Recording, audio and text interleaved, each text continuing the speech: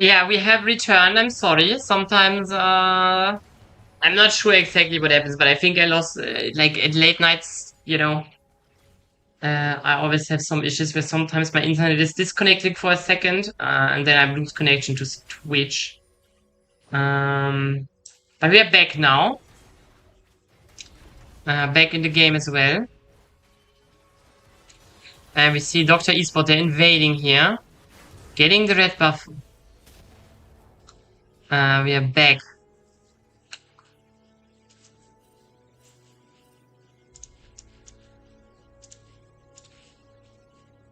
Okay, where were we? Sorry. It always makes me a bit anxious if I lose connection. But it's fine. Okay, we're in here in the game. Nothing much has happened since we disconnected. Dr. Esport are pushing a slight advantage. Here they have a farm lead in mid lane, a farm lead in bot lane, and Skana finded some invades so far, what made it a bit easier, or like gave them a slight advantage here. Also, neutral objective is right now traded. We have a dragon for Doctor and free grabs for ZEN Esports. And with that, we will see. Another invade here from QQmore, by the way, bouncing back on the invade side.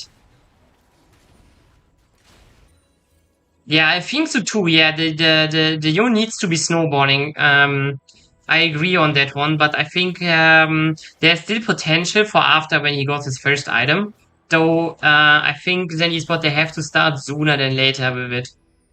Also, Rumble is a champion that is not scaling too crazy into the late game, but it's another issue for the side of ZEN Esports.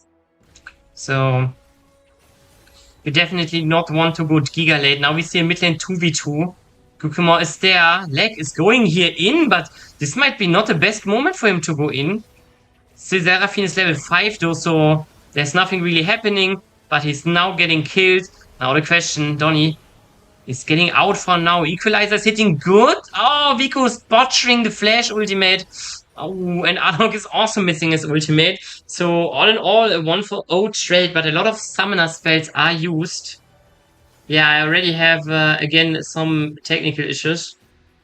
I'm sorry, but my stream is running. I will change some of my settings real quick. I'm sorry.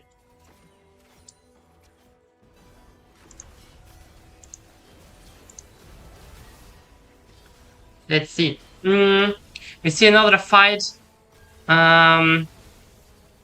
But in the end, then Esport is on the receiving side of it. Donny is all taken away. Assassinato triple for the Mel. And someone said in chat, I really hope Iso is not comfortable on the Mel. And it seems like he is. 3-0 now on the Mel. Really, really tough. And with that, it's like it's getting slowly out of hand for ZEN Esport here. Yes, they still have a chance at winning this game, but they kinda want the Young to be ahead. You know, they kinda do not want the Mel to be giga fed. It's getting a bit harder and harder. Next Dragon now is soon on the menu. Theoretically, ZEN Esport has a better position right now. But I don't think they can necessarily rush the Dragon. It is also a Shemtech Dragon. Shemtech Dragon is like the hardest to kill.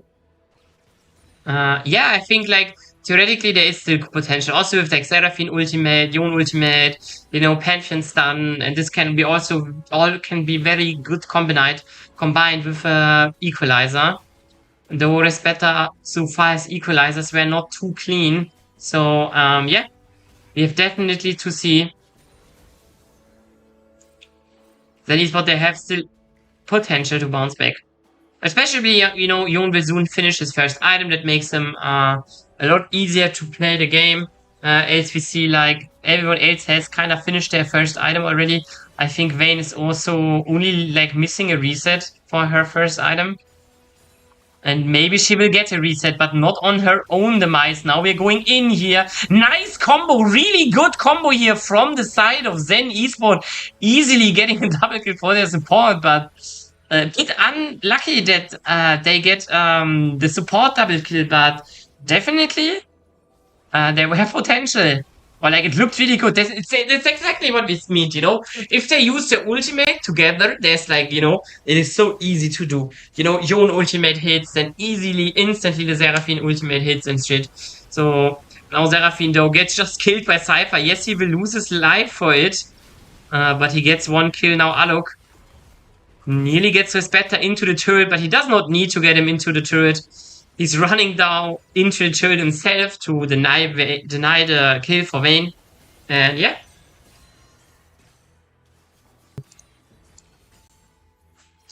So far, so good. So far, so good. Now we see another fight. ZEN Esport, they're on the receiving end. Cucumber cannot get out. Even Tonnam needs to be careful here. Can I wait for now, but yeah. Let's see how it goes. Docta Esport also secured the dragon here. It's really important to say. Yes, they got the cross-map kill for the Seraphine, the double kill. But the next dragon secured. And it's like relatively early dragons too, so... Docta Esports with the Cloud Soul. Really good Cloud Soul here, by the way. You know, it's really good for Skana, really good for Vayne, really good for Victor. So if they can secure the Cloud Soul, that's definitely a big win condition for them. And right now they're making a good position to get there at some point.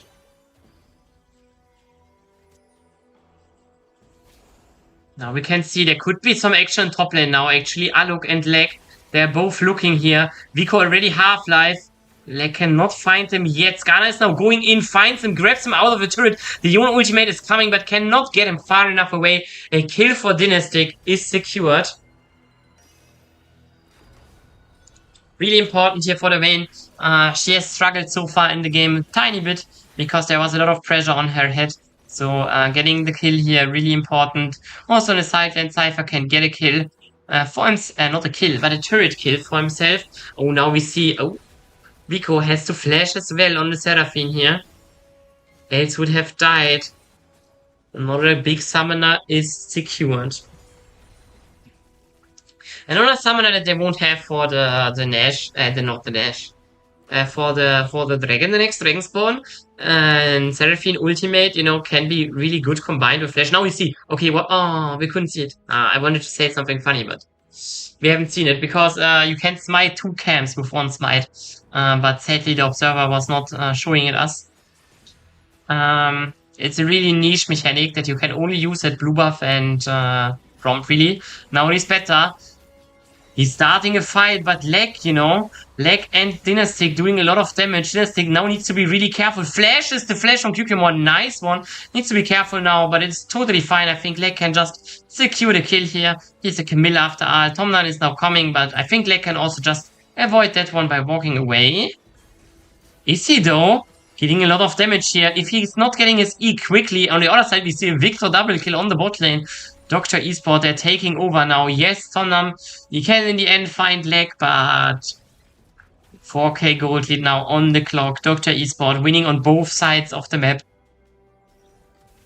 And having a third dragon spawning in 1 minute too. And we can see the item difference, you know, it starts to show. The Mel here already 2 items to 1 item Ezreal. Then we see, I guess we see a Pantheon with an item lead, but, you know, the Skana with 1 item, you know, he's already doing his job better than, you know, good enough, you know, so the gold lead in jungle doesn't really matter that much, honestly. We see also on top lane is still even, mid lane still even, so let's see how it goes. Next dragon is crucial. I agree, Leg now. Getting a bit of tough time here. Seraphine has already secured the Rylai's Crystal Scepter, so her E that she throws out, the little wave here that you can see, it is immediately rooting you, not just slowing you by the first hit. So, really good item for her now. She's looking for a tier item next, to give more support power. ZEN Esport right now, they're kind of playing cross map here. Donnie has also no teleport, so they will probably not be able to contest this dragon. And with that, a third dragon for Docta Esports is secured, and it's also a relatively early dragon. So the win condition of this Cloud Soul is coming closer and closer. On the other side, we at least have the counter, the cross map, you know, getting top lane turret, getting the Harald, you know, is not too bad for them. Maybe they can leverage something with that later, but it's definitely not that easy either. So you have to see if they can do that or cannot do that.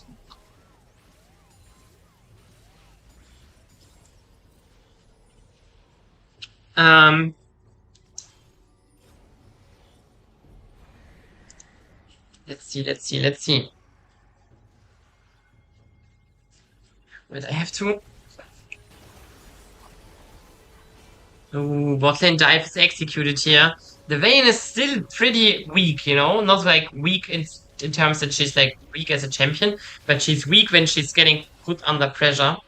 But ZEN Esport is doing here fantastically, getting a turret and a kill. On the other side, Cypher though, he is slowly just stacking more and more gold with killing turrets on his own. It's like the second turret he will kill, at least. So there's something there. Docta Esports still 2k gold ahead. ZEN Esport though, they're not giving up yet. They're still fighting. Remember, this is the last day of the regular season of the LRS, and Docta Esport, they already secured their spot in the playoffs, but ZEN Esport, they are one of 3 teams that still fight for it. Winning this game here could be crucial. Nice reflect from the Mel. Makes it basically impossible. Now they have to flash backwards. The Victor ultimate is completely crazy. It is like definitely a Victor from Arcane moment here. And with that, 3 clean kills secured for Docta Esports. Really tough position. Oh, it will be a 4th now. Nice catch from Leg here, securing another kill in Cube. And I just said it, you know. If ZEN Esport loses this, their chances at playoffs are 0. They're immediately out of it.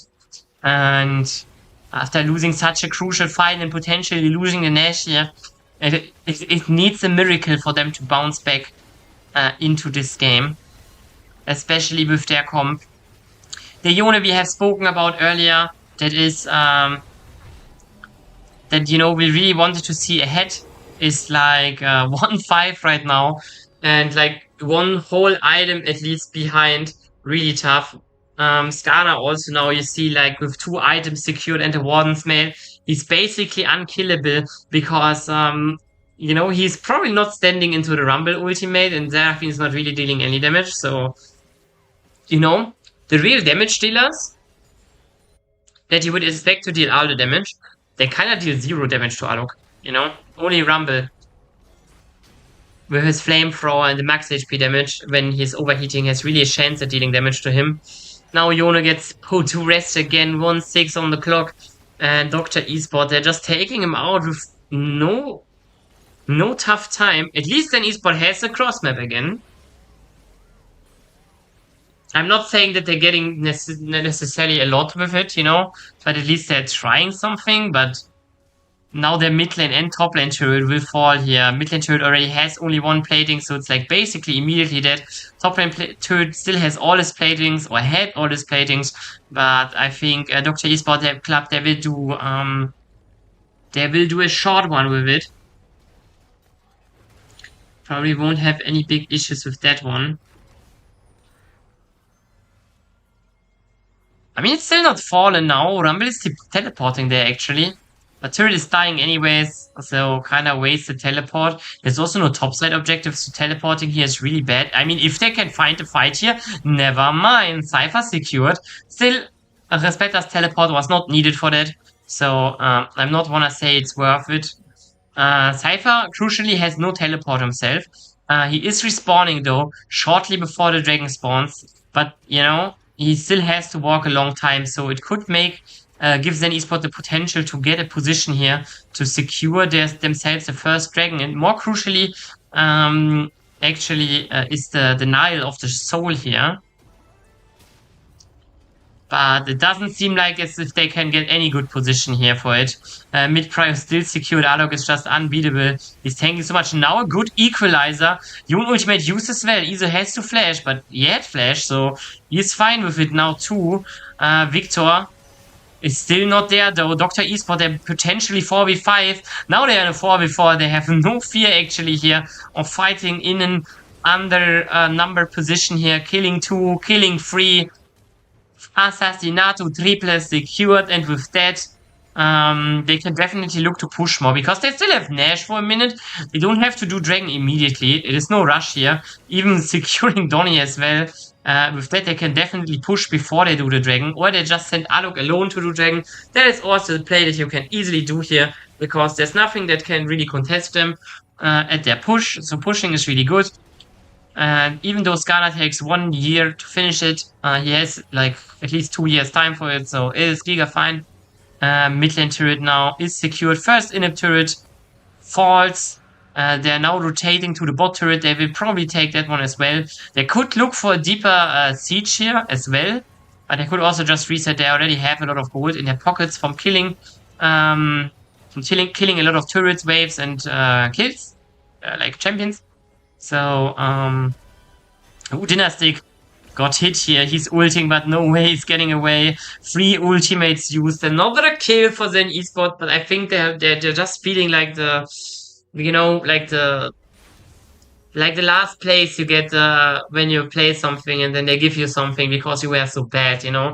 Like, it just feels like, yes, you're getting a kill, but you're using, like, flash and ultimates just for a Vayne kill at a timer where it really doesn't matter, you know? Docta Esport, they wanted to reset anyways. Yeah, they have to wait now, like, 30 seconds for their Vayne, but it is like, you know, there's nothing on the map. They don't have Nash anymore, so waiting 30 seconds for your Vayne is like, yeah, okay. You know? Don't really care about it. And we see a lot of crucial positions in item lead here. Iso is soon to finish his Rabadons. Then he will be also 1 item ahead of the Ezreal. And it's like a really good item too. Now we see a potential catch here. Donnie is really going deep, but Dynastic, he's just arriving in time, securing his life of this ADK, not mid laner. And Cypher is running through them with Cloud Soul really fast. It's just, oh, a nice teleport. Exterminio here for Iso, finding the last kill. And with that, this is just over. Then Esport, they tried to look for something while Dynastic was dead, but they dove far too deep, throw the game on its head, and with that, it is GGVP. Docta Esports, they're securing a better spot in the table. But ZEN Esport, their playoff streams are over. This will be the last time we will see them this year. And with that, GG. They're out.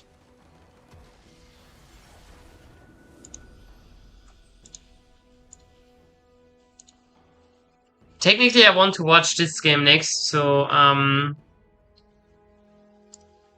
now is the question, how do I do this? Fuck it, we just go immediately in.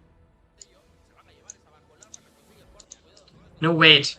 No, wait. No, wait. Let me figure some things out here. That is, so it will be working somewhat flawlessly.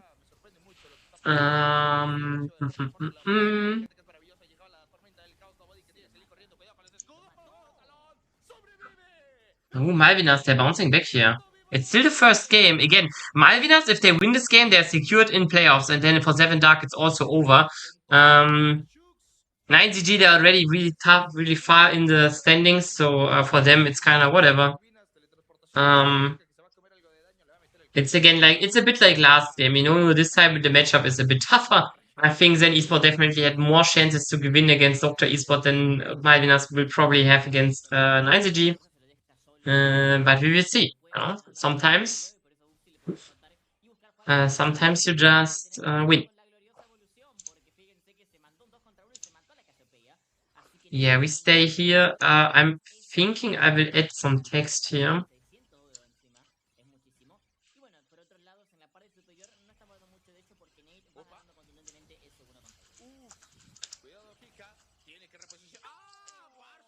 And we make it a bit smaller, so, you know. So everyone that was maybe like shortly AFK or something knows what happened. And with that, I am updating our stream title, and we're going into this game here. Malvinas against 9ZG. They're already in-game a bit. Let's see what they have picked. I think Omni TV. I think Lion is like a really good team. They definitely can beat G2 at every day of the week. Honestly, I'm not saying that G2 is like G2 can obviously also beat Lion every day of the week. I think they're pretty equal teams. Honestly, and now we see a fight here. Wait, Malvinas has Shook's jungle. Wait. Okay, I think Malvinas, they have a different jungler, but let's see this fight first. Shook's now dying. 4-2 is also alone. Getting killed here, probably. Yeah, 4-2 is out of it too.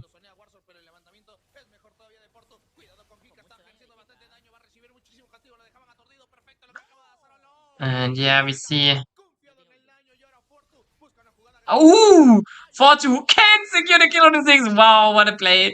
Doesn't really matter in the end. He will die to the Lee Sin and the Dragon secure 2. I actually don't think Inspired is that evil. I think Inspired is painted as such an evil guy, but I think he's actually, it is just his, how do you say, how he looks to the outside, but not really how he is inside, if that makes sense. Oh, nice attempt from Shooks here. I really try to out who this Shooks guy is.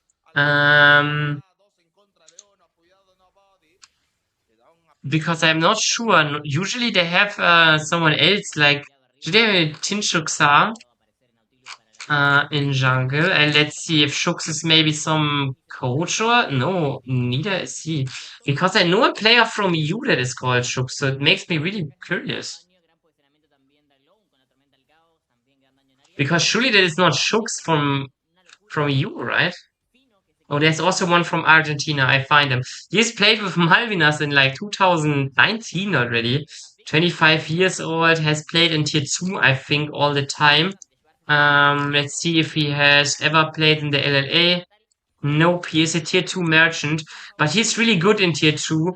Last split he was in, last year he got third place in the LRS, so definitely a good pickup here. Still, nice kill here too. Still, Malvinas, they're a bit behind, let's say it like this. And now we see. Oh, so you cannot escape. This will be another kill from Malvinas. They're kind of bouncing back. Wasa. Actually, he survives this. No, never mind. He's dying. Malvinas finds something, and they're looking for Ux as well, getting him. Another kill secured, and 4-2, he will probably survive. Nope, gets killed, but only Ux gets the kill. So, still another really good play here for Malvinas. They're kind of bouncing back alone now. On the mission alone, Shooks, the new jungler stepping in. Already finding another one alone. He's not necessarily dead yet. He maybe bounced back. Fix is also coming. Bomb is missing. Next one isn't. And Olaf is just running over nobody. There's no way he's surviving that. Nate securing a kill. And GG. One more thing to the Inspired thing. I don't think necessarily that... I think Inspired is probably a player that is really direct, Like, he's really direct. If he thinks you're playing bad, then he will come to you and say you're playing bad. But this is not necessarily a bad thing, It always depends with who you are speaking to, Because I don't think Inspired is oh, we see a find here alone this time. He will not escape again, probably. Thermo on the Varus top lane can actually not find the kill, and now he's like out of his reach. Malvinas just playing far too forward. And 4-2, he will be catched as well. I think it depends on who you work with. I have heard from Saint, for example. I think from interviews, I think he doesn't mind getting be called out directly and stuff. I think Berserker comes from Korea too. I think there it is a lot more harder climate anyway. So I think Berserker probably is also fine with it. And at least on Isel's term, I think I'm not sure how Isel works with that, but I think if you look how he played at MSI and shit, I think Isel,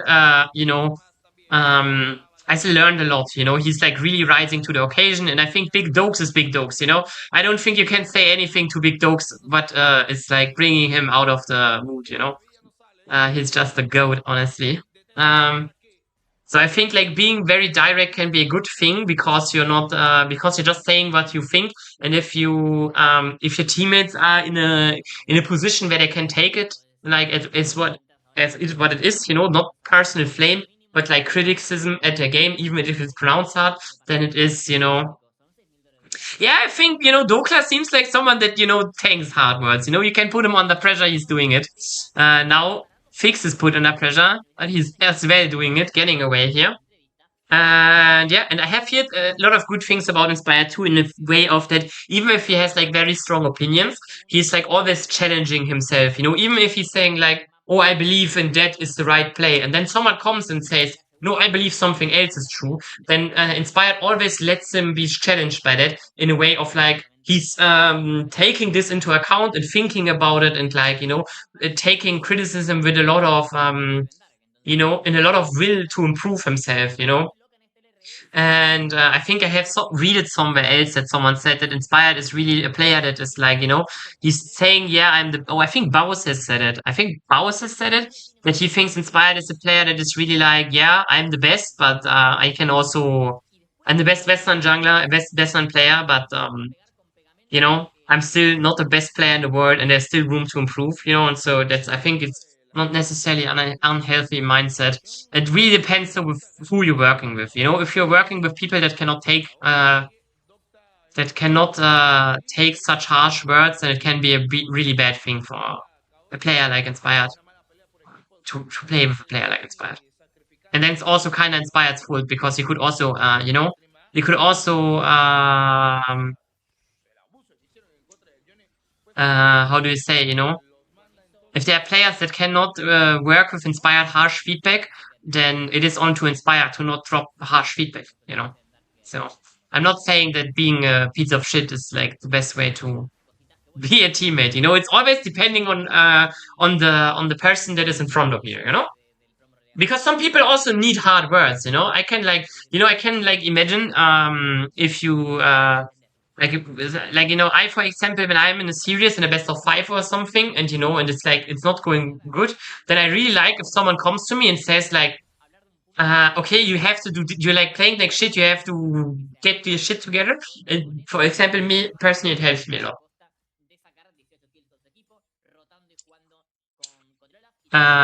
To bounce back into series. So now we see Shooks here finding another one alone, dying again. Nobody's probably not dying for it. Nope, he's still Victor old, loses a lot of HP, but he's getting away.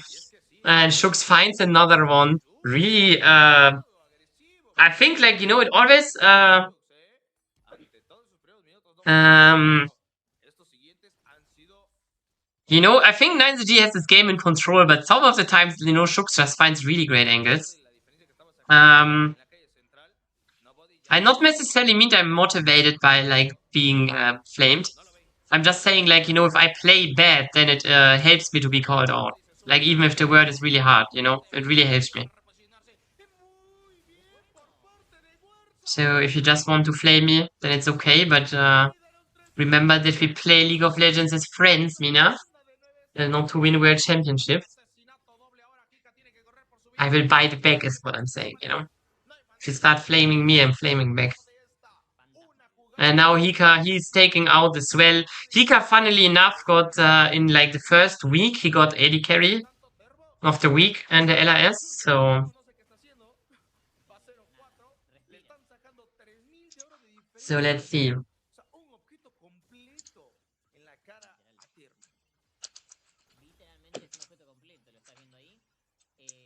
So let's see. The gold lead is really tough. Next dragon is soul point spawning in 250. So we see here this moment again. I don't know. Shooks is just seems to be a bit unlocked, you know. Not in this situation per se, but like in this situation it led to this position. He was really finding like a lot of good stuff and good angles. So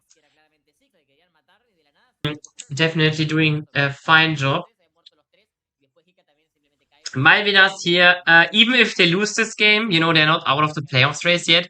It really depends then of how Seven Dark is playing. If Seven Dark would win their game against, who are they playing actually? Volticons, then, you know, then Malvinas is out. So Malvinas theoretically, they really need to win to keep their playoff streams alive. Now Nash is taken away here for 9ZG. They're already ahead, so it's really easy to do for them. They already have like a big gold lead, even like an 8k. It will rise to 9k now. And with that, the Nash play has started. And like the team of 9ZG has really good comp to Siege, you know? They have oh, man, guys, sorry, I had no break, you know? I need to get air. Yeah, I think with Fix and Alone, you know, they can really siege good. I'm curious how is Olaf like really that broken into Varus top lane? Like how is like Nate 7-0 and Thermo 0-4, you know? It looks kind of tough, honestly. Um, not too shabby though. Not too shabby. We see now a fight inside of Malvinas jungle. It could be that 9G is a bit too deep alone now. It's in a 1v1 with Shooks. He can only run away. This could be a tough position. Temo can flash away. Nobody's still alive. Shooks finally executes him, but so is the mid laner of Malvinas. Another kill also secured. Now Shooks, he's really deep. Trying to do his best. Gets killed. Now, oh! He's going forward. He thinks he can maybe find the play. Temo is now dying. And if Hika dies here, this is definitely the game. GGVP. This should be it. 9ZG. You know, it looked a bit tough in the beginning. Shucks finds a really good kill onto Alone, but it kinda doesn't matter. 9GG just wins the prolonged fight here and secures the first game of their series. GG, VP, nice one for 9ZG. One of the best teams in the league here, securing a big win against Malvinas that still struggles for their playoff streams. No, never mind. 4-2 is wasting their time. They may be not even able to finish now because they just got baited by 4-2 so much. Alone now here, they maybe can even find return kills. 9ZG, I spoke too early. Could not finish actually, even though they had 6 bomb and shit. Just 4-2, keeping the playoff streams here alive for Malvinas. Still though, they still have Nash here, and there's still in Hextech Dragon. Nate is now finding Shooks. He's just running him over. He's going deeper. The Olaf ultimate is only running out if he stops attacking. Now has to stop attacking because he is dead. Fix on the flank, though. Thermo is stepping forward. Will be get killed. Even nobody is like really low HP. He's taking the whole Victor ultimate. Hika now, he's trying to find Fix. Fix missing all of his abilities means he's actually dead before they can find Hika. And Vasa, he looks to finish. Only if Alone cannot really find nobody here, so nobody will reset. But the question is, can nobody defend this? I mean, like, not impossible, honestly. He has backup from 4-2. And Vasa has to leave. He has 2 turrets secured. But it's not that bad if you're not losing the game here. Vasa now needs to be careful. He might as well should have gone for the soul. Maybe Ux is there in time for him to get away. Now he goes in, actually. Nobody just gets one-shotted. And with that, 4-2 probably also next on the menu. Yeah, maybe he can get away. Nope. Nope, he cannot get it away. I mean, never mind. 4-2 just plays way too good here. Thermo. Oh, nice try here. Vaso is playing on the edge, spacing, but he needs to be careful. And if he gets hit by exactly that, he's just immediately dead. And I think 9ZG, I think they could have won this game already, but they're just struggling to get it over the finish line here. Again, and again, they're not playing for the win. They're more like very playing uncoordinated, just trying to shit to shit. No, they're not trying to shit. They're just trying to throw every thing from the, like, you know, every shit at the kitchen sink, you know. Everything they find, you know, they throw at them, and nothing sticks right now. There's still 11k gold ahead, you know, so it's not like Malvinas can win anytime soon. Also, the dragon is like still really easy to secure. I'm not sure if they're padding their stats, you know, they're also dying a lot right now, giving a lot of kills away. To the side of Malvinas, like Shukot, I think nobody got a 1k shutdown. Like, if you look at items, he's actually even to Victor now. Yeah, also from gold, he's only 400 gold behind anymore, got a big shutdown. Now the soul is secured down, this Hextech soul will be really tough to play against double mage, you know. It's really hard. It's also good for Olaf, because when Olaf runs in, you know, he has a strike breaker to slow you. But that's the only thing he has. Now he has also Hex Hole to slow his opponents more. So this should make it easier for him.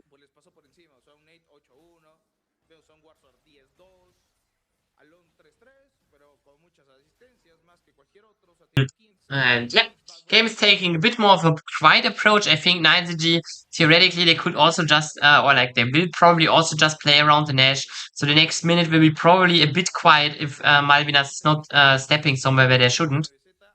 Because I think on side of 9ZG, they will just chill right now. There's nothing to rush, you know, they're so far ahead. You know, waiting 1 more minute to secure the Nash and then finish won't change anything. Important to note that the Nexus turrets, I think, are respawned again, so there's no opportunity to 9ZG to find a backdoor window when the Nash is on the line. Ooh, even the Sin Q can like do a lot of the Hex Soul, you know. Slows the forward movement from Malvinas a lot. Now they're going in here. Oh, it's still waited. But I think they kind of want to fight them before the Nash. They not just want to look for the Nash, they want to fight now. The support is on the menu. Nice kick here, but it's only Shooks. Shooks makes his ultimate active 1-for-1 trade for the junglers here. Alone now comes in the flank now, and also Nate is just running over them on the Olaf here, getting one kill, getting another, and with that must be it. Assassinato triple for the Olaf secured, and with that must be it. Malvinas Gaming going 0-1 here. 9ZG finally securing a win that I think they could have already secured 4 minutes ago. Surely this time they will secure it. 4-2 this time. No chance at delaying it any longer. Inip spawns? Inip spawned? No way! Actually, it is enough time. 4-2 already leaving the game! No way! Malvinas. They're 4-2 already quitting. Not even over. Nobody has reconnected. Oh my god.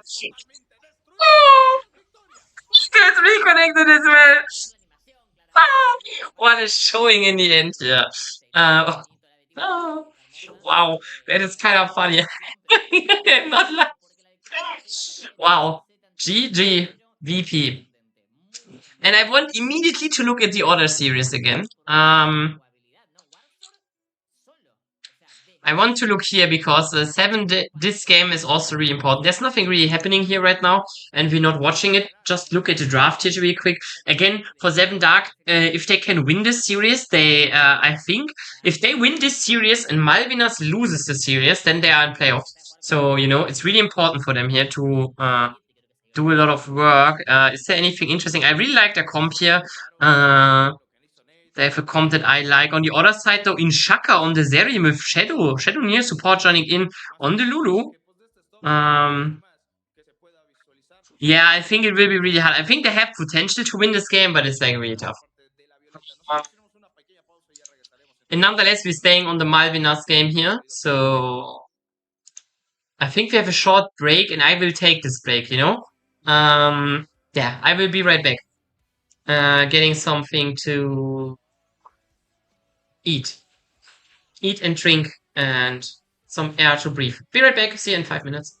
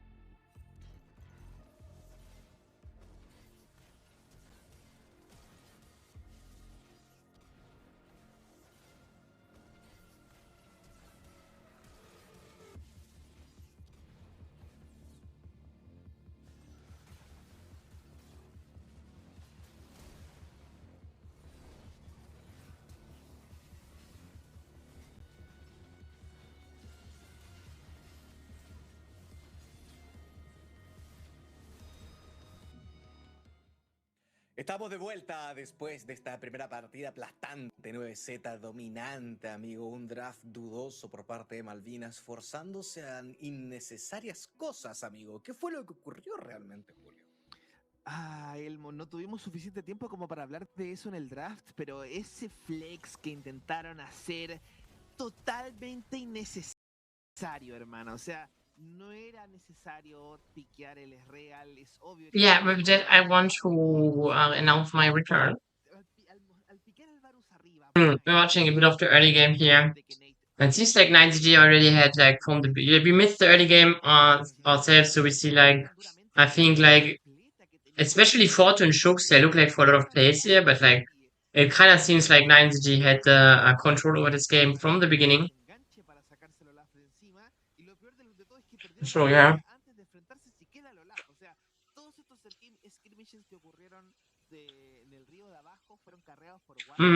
Kind of crazy.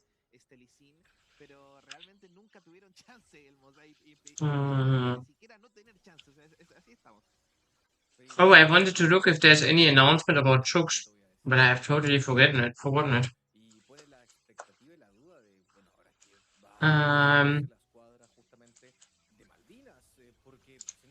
See if Malvinas said something about it. Nope. Have said nothing about it. I don't know. I don't know what's happening there.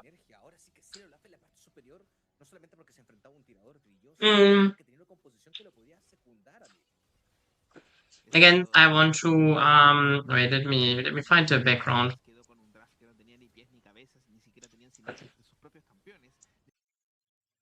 I want to make you aware. This is the standings right now in the LRS. It's last day today. So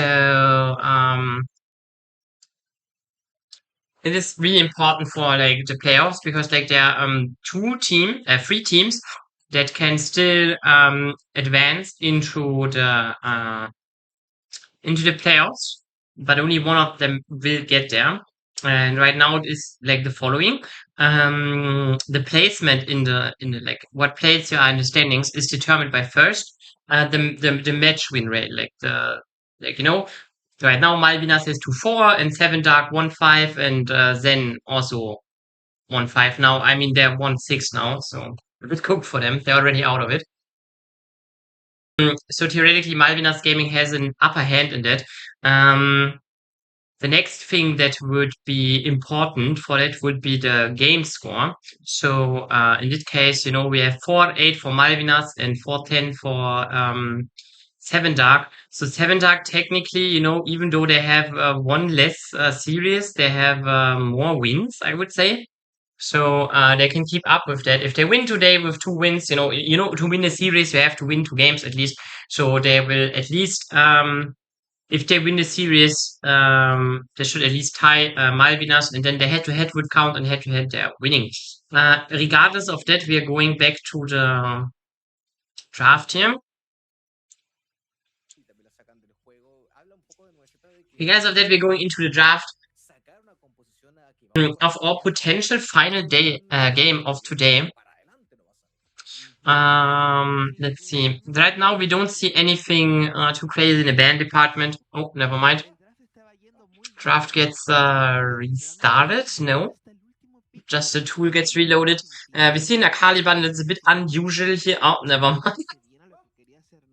The caster cannot believe it. I cannot believe it either. Now we're going in again. All good things are free, right? Java now banned as well. Again, Akali we don't see that often, but nobody is like one of the best players on the Malvinas roster. Maybe one of the best players in the LRS. Theoretically, he can be at least. So banning it out makes a lot of sense. Draven like high priority champion, Oriana, Camille, high priority champions. So there's nothing too new here or solution. Banned another high priority champion. So a lot of high priority champions are already out. Theoretically, something like Nafivi is still open. You could also pick a Rise, I think. Cassiopeia is also still open. No, Cassiopeia banned. Jay's first pick, I'm not the biggest fan of because Jay seems to have really big issues against the Cyan and also against Yorick. So there's two potential counter picks that are still open. So especially Cyan, I think, is a really good pick. But let's see how Malvinas are answering this. They also could just secure themselves something that they really want to see, have themselves. Like you could pick a Karma here would be fine, you know. Deciding to pick Rice here or Hava Rice. Rice, again, you know, one of the best champions right now in the meta. Secured here, I think it's definitely a really good pick. Let's see. They don't have to pick Cyan yet, even if they want to pick it. They can still secure something else and pick Cyan on free. That is definitely an opportunity for them. They could also say they have more than 2 answers into the Jace, then they could technically even delay top lane even further to pick something that they really want to play. But I had no chance to look at the draft. I mean, I could have. You know, I had chance, but I needed to get some air. Picking Vi here. I'm a big Vi hater. And Wukong is still up, for example. Poppy is still up. So I'm not sure if Shux is here on the Vi will be having a good time. The Wukong is now also really hovered, so 9ZG is definitely ready to answer that one, and I'm not a huge fan. Yeah, it's now secured. The Wukong gives them a really great position. Syndra also secured.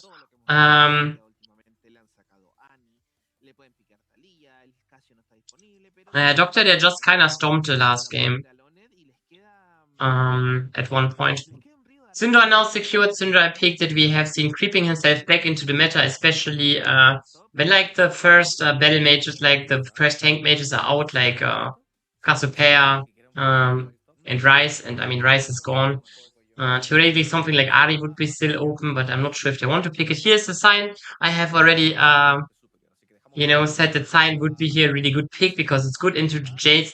It is also really good as a general just because you have a fine top lane wave and you can really roam really well with your ultimate because technically you can just, you know, for example, if there's a dragon situation happening, as Cyan you can just walk like a bit from top lane and then ult straight down, you know. So you have basically a second global, like a second teleport. Really great. Let's see what is get banned here. Rakan is the first champion that is banned. I think Saya Rakan would be technically a really strong lane for 9ZG to pick up. So banning the Rakan definitely not too bad. Let's see what else gets pick or banned. Seraphine now out as well. Definitely nothing too crazy. Seraphine would really be really good for the team of Malvinas because it strengthens their front to back, strengthens their engage, but yeah, no. Strengthens their siege position as well. So good champion is taken away here.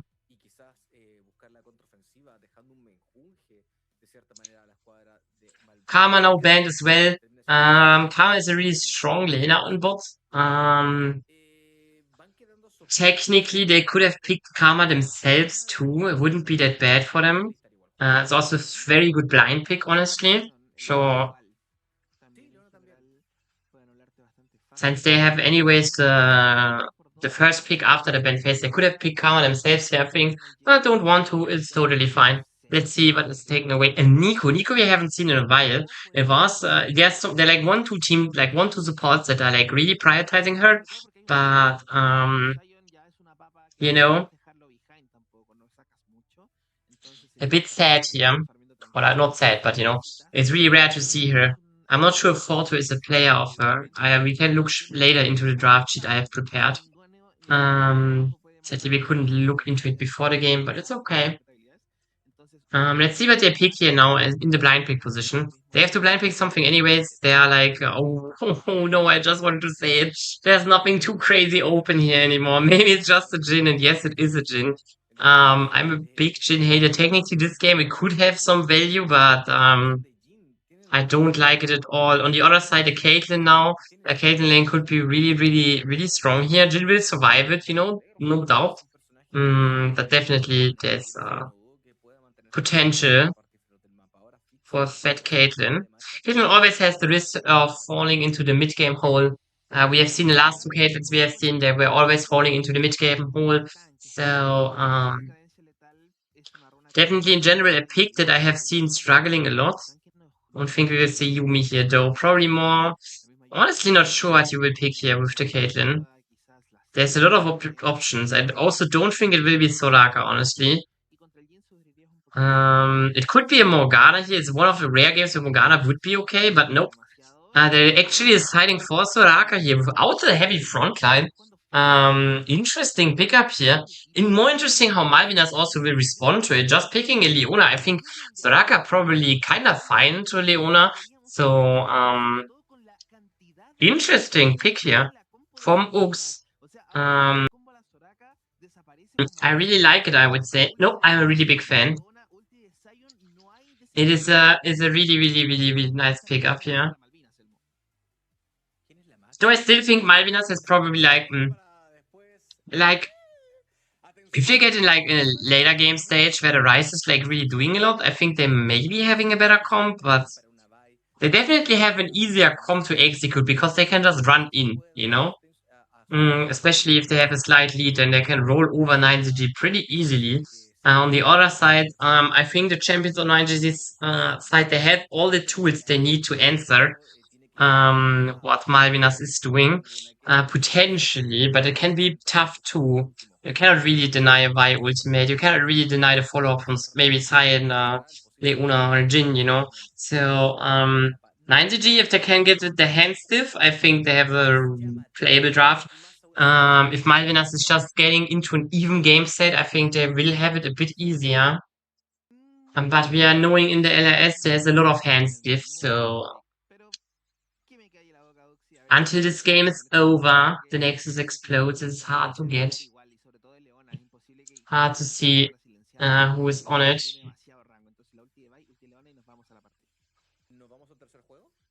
Let's see. We are waiting a bit more. Both teams have to connect into the game.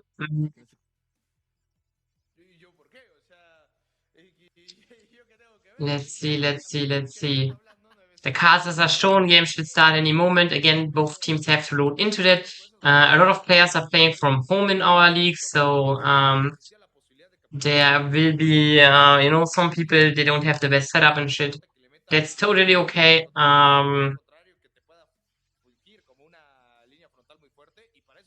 So let's see.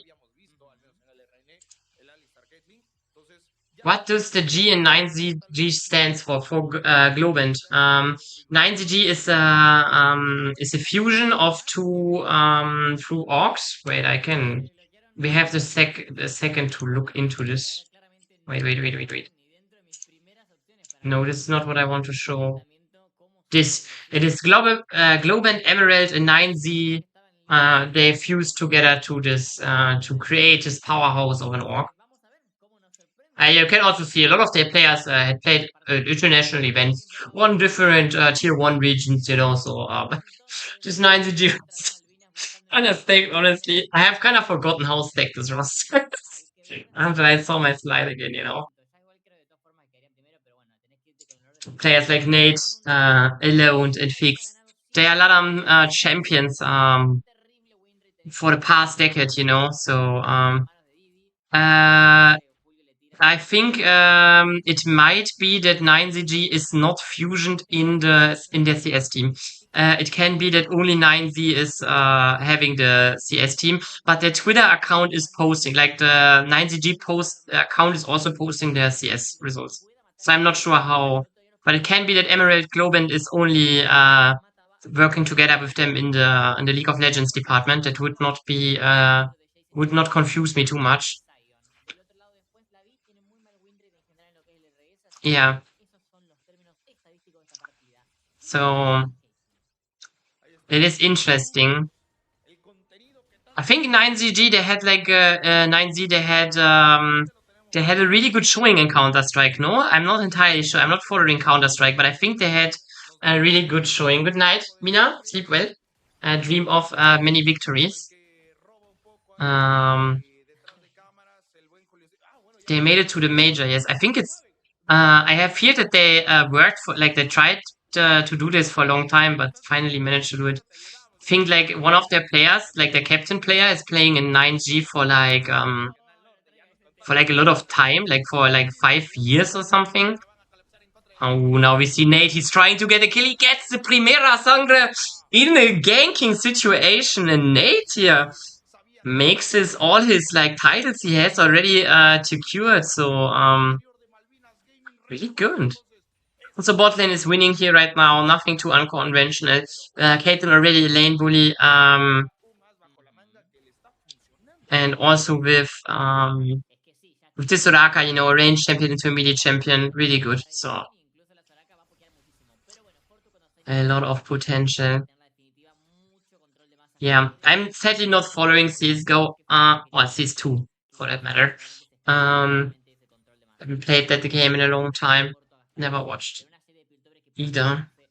Only other esport I'm watching is like Dota International. That's I'm always watching. But else I'm like a League of Legends only. Oh, another mid gank here. Nobody. It's only losing HP, but for a transition game to like deal that much damage, you know, securing also now 2 skulls. The top lane gank has taken a lot of tempo out of Shook's clear. Immediately gets punished by Warsaw by getting himself CS ahead and putting the Rise under more threat. Syndra, a champion that we haven't seen in a while. One reason why she's like slowly creeping up again in the fearless meta is, first of all, it's fearless, you know. So at one point you have to find new things, and second of all, I think Syndra is profiting from the meta right now, having all these, like I say, tank mages, because they're buying all this, like, you know, Rod of Ages, Zerov stuff, and all these champions are really short ranged. So Syndra can just because she's also a scaling champion, you know, she needs to scale. We see another position. Nate is getting ganked again, but he's just running away. No biggie, even hitting the shock blast thermal. Under a lot of pressure this game. Yeah, and so I think Syndra just has an easier time here against those champions in the lane and can stack up again. Thermo now needs to be careful. Maybe he's not knowing that there's still a Nate. He plays this one. I'm not sure if he wanted to do that.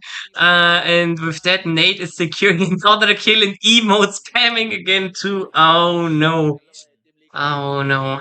He's setting himself up for success on the Jace. It is, I said before, Cyan is normally a counter pick into the Jace, but Cyan usually needs some time to be actually in a position where he can counter pick, or like not can counter pick, but can win against the Jace. Is having here Barmy's first, by the way.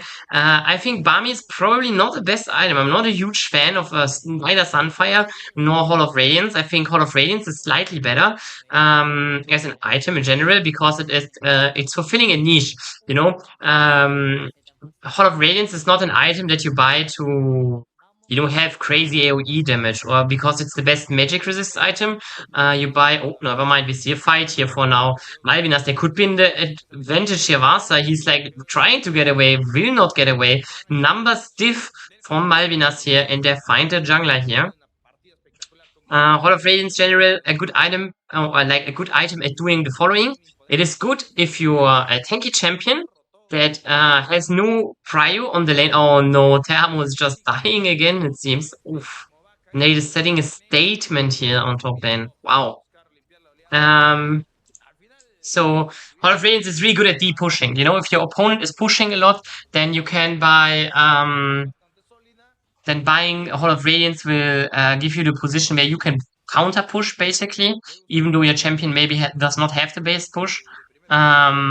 So it is a really good item in that regard. But Sunfire, like, I assume Cyan would go Sunfire here. Oh, Fix has to cleanse here. Needs to be careful. Why is there 2? If they step up here now, it could be dangerous. Yep, they're stepping up. Now we have to see, can Shooks find another gank? His ganking was really clean, I wanna say, so far. Maybe he can get more.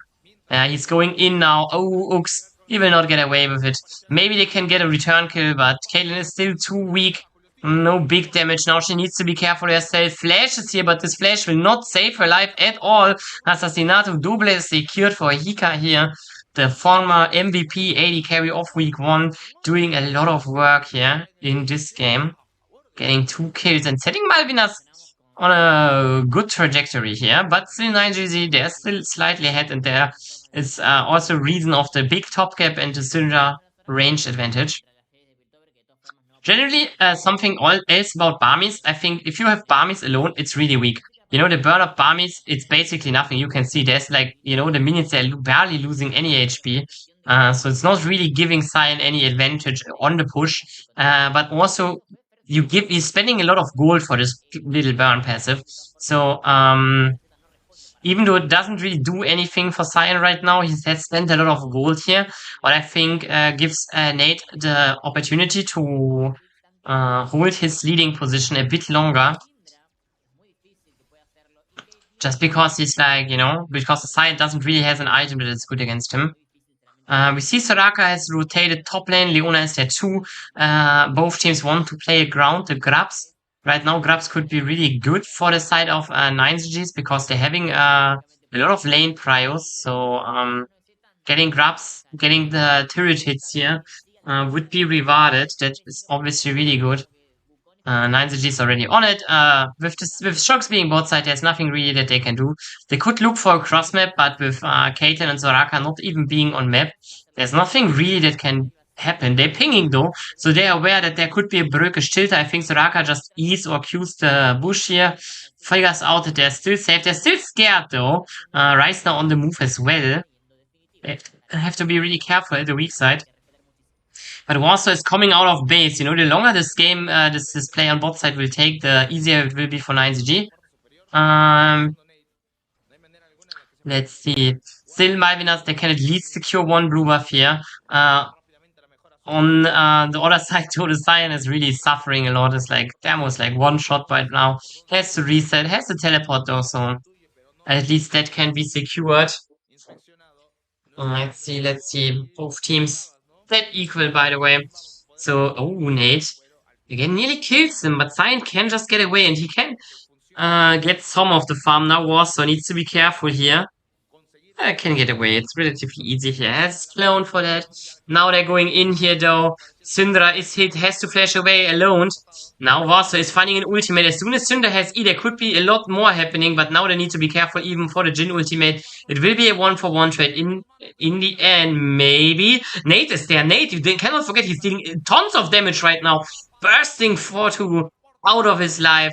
Another emote dropped, and Nate is returning to top lane, just losing probably a bit of one plating to sign, but setting his team ahead is really good here, you know, protecting Syndra alone. The second gold lead in this game here, really big here also. It has to be seen like this, because like having a gold lead in the early game against Ryze has like two, or like being as Ryze behind in the early game, let's say it like this, is giving you the advantage, gives the opponent team the advantage of Cyan. Man, guys, sorry. Ryze has to buy a lot of Aegis, and a lot of Aegis needs 10 minutes to stack. So the later he buys this item, the later it will be full stack. So, even though, like you say, yeah, the first power spike is delayed, but the first real power spike gets even further delayed. Oh, nobody's flashing forward here. Alone has no ultimate. He will probably be the victim of this play. No chance here. Also is close, but not close enough in the end. Soraka also has no ultimate yet. That could have made all the difference. And Cyan here seems to be unending the sparing after the Barmies. Still, I'm not a huge fan of Barmies, but Cyan slowly recovers his position in this lane. Not being as much threatened by the Jace anymore. There will definitely no other solo kills here in this top lane matchup if no one of them is fucking up. At least Nate shouldn't get a solo kill anymore. I mean, he's looking for it though. He's looking for it. Goes deep here in, proxies and halves him. Really good. Nate is playing really well here. Is I think probably the best top laner in the league. Is really known for playing Gangplank as well. Really great player. Maybe he's actually second back. Let's say he's at least top 3, I think. He could be top 1, but I think playoffs will be a better indicator for this. Now bot lane here, Ux and Fix. And that's why you kind of don't see Soraka that often in competitive. Because she's like, while she's not a weak champion, don't get me wrong. Her healing is really insane. She's a champion that is easy to punish. and she cannot really set up plays proactive herself. So with that, the dragon is secured or will be secured. It's the second dragon here for the side of Malvinas Gaming. And yeah, well, there's still slightly gold behind. They're definitely looking for a crazy game here. Having all what they need right now to win this game. Scaling. That's it. They really want to scale now. Maybe alone find something here. Nope.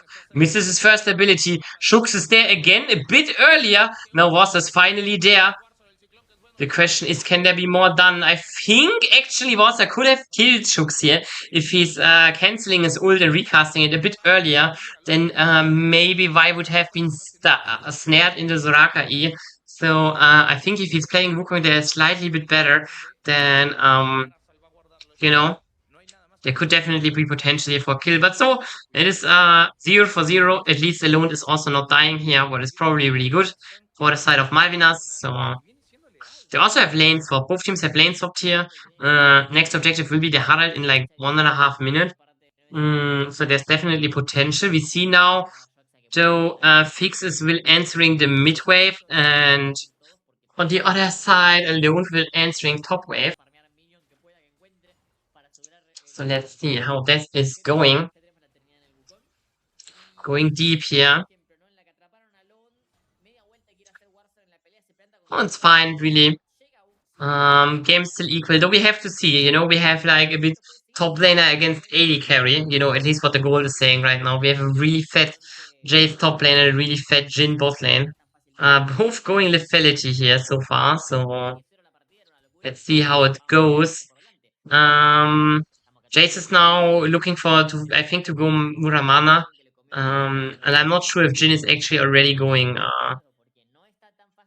what you could go here, bro, I wanna say Morph Momotius, but it's obviously, how is it set? The anti-heal 80 item. I have forgotten. Sorry guys, it's getting late again. I'm a bit lost out of it. Today was a tough day because, earlier today, just earlier today, like at 1 a.m. I stood up and played, and casted so the LRN, going into a long day for me already. Let's see. Another dive attempt here. This time Alone is the victim. He is getting a lot of HP from Soraka, but not enough. Also is now going really deep. He has the Soraka in the background, so you think he can allow it. Also, Nate is coming in, and the Soraka healing is really doing a lot. 4-2 will be the next on the menu. Probably will not escape. Flashes actually escapes, but with that said, Thermo has ultimate now. Does not escape. Secures the kill here.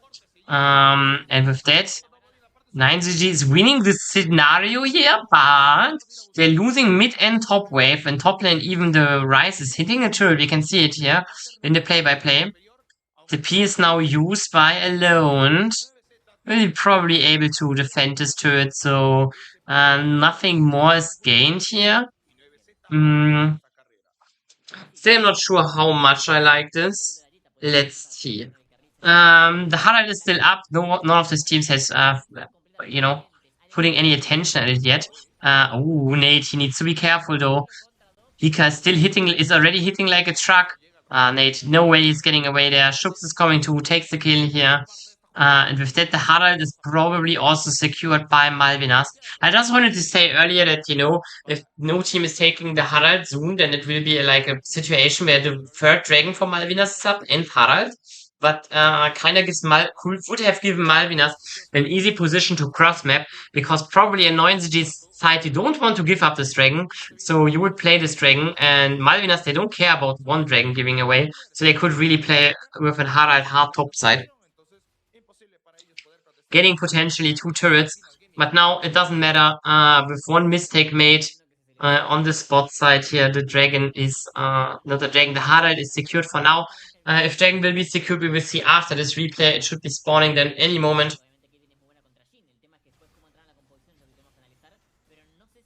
We see another fight mid lane. Nate is now coming.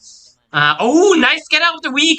4-2 and nobody, losing a lot of HP. They cannot be punished, but Thermo is. And with that, 9ZZ, they are setting themselves up forward. Nice point on Hika. but he can heal up, very up. I mean, oh, he's so low, but he's not dying actually. Still, 9ZG is securing an advantage position and in a position where they can't do the dragon without getting any real counterplay from their opposition. It looked a bit tough in the beginning here to contest this third dragon, but they bounced back really great here. Especially Nate, I think, does a great job on the Jace. He's really fat and he's putting that on the map really good. Also, Lone really strong. He doesn't look too crazy. Oh, Nate on a 1v1 with Shooks here. He could lose that, but nope. It's in the melee hammer form, uses the Q and then goes instantly in the range form and presses like the EQ, the enhanced shock blast, dealing like 400 damage like immediately, like in a blink of a second. Looks kinda crazy. Bounces back here in the 1v1. Is still in a position where I think he's like chased right now. He should die here. Never mind, he's escaping, even killing nobody nearly.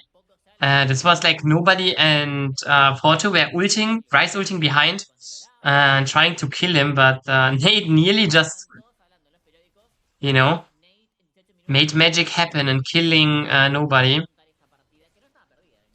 Nobody, by the way, if you don't know him, is also a player that has played in the LLA in the past. He's like one of the more renowned players in our region that is still playing, especially on the mid lane position. Though I think on this Malvinas gaming roster, it doesn't make too much click yet, you know? Obviously Malvinas gaming, it's obviously not the worst team in the league, like, didn't look like it, but they could be, you know? With losing against 7 Dark, it was really tough here. Top turret now will die though, Malvinas secures it. And they're not out of it yet, you know, they're scaling, but Rice has 1 stack on the Rod of Ages, so it's like minute 27 Rod of Ages done. This is like probably the latest Rod of Ages we have seen in LRN LRS the whole season. I think it is the latest that I have seen at least. Because I am always like, you know, I love to say, oh yeah, Rod of Ages. Now they have to wait 10 more minutes. It's like, I love to say this, yep, about this. So I would know if there's such a late Rod. Ooh. Ooks needs to be careful here. He can heal others really good, but he cannot really heal himself. I mean, if he hits a lot of Qs, he can heal himself. Now Shooks needs to be careful. Flashes away. Q's out now.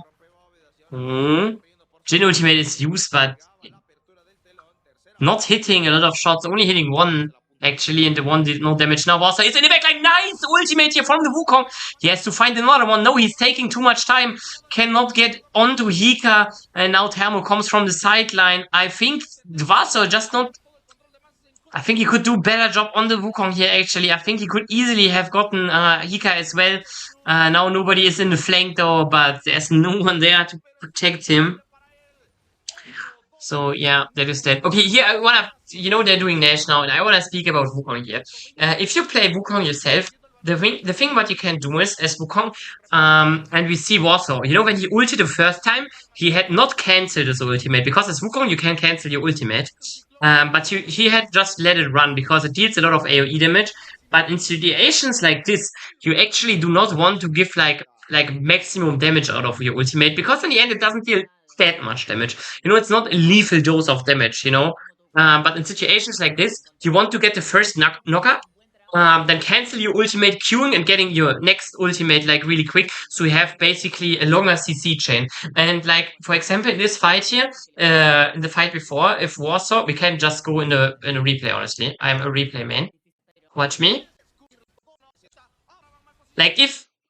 Like, he's like, you know, you see, look, he's ulting here. And if he's just cancelling his ultimate now, would have cancelled his ultimate a bit earlier, and then ulted again, then Hika would just be knocked up again before he's like, you know, then he would just be dead here. But he's wasting a bit of time. There, I think, could have been played a bit cleaner, and then Hika would have died. Nonetheless, it was a really good flank angle from him here. Securing his team, the Nash. He could have just gotten a bit more out of it, I believe, but it is fine, not too shabby. 6k gold lead for 9ZGs here. Pushing a lot in, they're using the Nash here. It's already like 2000k Thermo, or not Thermo, but Nate has to run. Gets away, not hit it by the Leona ultimate. Side is coming also, Nate has like, you know, get a lot of distance between him and the opposing team. They really want to kill him here. Malvinas Gaming, again, it is also their playoffs hope. If they cannot win the series, they are depending on Volticons winning against Seven Dark.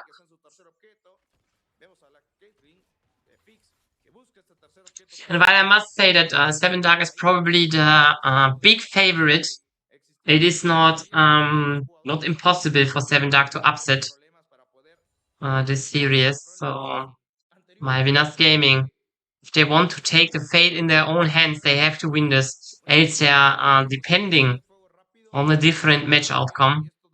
Something that you usually don't want to have because, you know. Ooh, nobody. He's losing to Nate here in 1v1. Probably won't escape here. Whatever he's doing, he's just dead. Dragon will be also secured, so more gold goes into the pocket of 9ZG. On the other side, we see there is a crossbar play happening, and I think Alone will probably die there too. Now mind, yes, used his flash in a way that he escapes, gets the kill too. And with that, really good. He can probably defend the top turret. Vasa is also on his way there. And with like 2 members dead of Malvinas, 9ZG can answer topside and also push bot. It seems like Thermo will escape though. Fine for him. Not too shabby. And now we see push in here. We see the push in. The turret will fall here probably. I mean, Rice is spawning in 2 seconds. Maybe they can actually not clear this turret. Have to be a bit more careful. I mean, Fix is still stepping up though. Nash is now also running out, or has run out. So sieging, continuous sieging will be a bit harder. Though in generally 9ZG has a really good siege comp. You know, they have a Syndra, they have a Jace, they have a Caitlyn even, you know. And they also have a Soraka, you know, so with Soraka you can allow yourself to take some poke damage or a turret shot or 2, you know, because you can heal it back. Healing it back. Highland is a German word, I'm sorry. I'm losing it. Now we see the resets here coming in. Items will get bought here. We see a redemption now finished for Soraka. Also, interestingly enough, I think she bought blue potion, by the way. I'm not sure if she like misclicked and like gave it away again. But this next time we see Soraka, there might just be the cheat. But if you would get a blue potion here, you would not immediately drink it. That makes no sense. Why would you immediately drink it? Ux is not silver. You would obviously wait for the next play to happen instead of drinking it immediately. But we will see it soon. Yeah, Soraka definitely has no blue potion in. Ooh, so he's now finding himself again in a position where he can ultimate. Goes deeper here, finds nobody again. He's getting away with it. 4-2, no shot, he's surviving. I think nobody will this time not get away. I'm wrong about it. Scatter the weak. It's enough, but nobody still is a threat to Alone. Now, that's it though. He will die here. Ah, killed! Secures the kill with an E here. Good job from this Soraka. Getting his 2nd kill secure. Really important. Ooh, Fix needs to be careful here. It could be easily the target of more aggression. So Raka is healing though a lot, even not even being there, not even ulting. Already the redemption is dealing a lot. And yeah, Tempo he has flash, but he has no ultimate, so no way that he's getting away out of that. And with that, another deep push in here from 9ZG. They probably cannot get any more turrets of it, but they don't need to.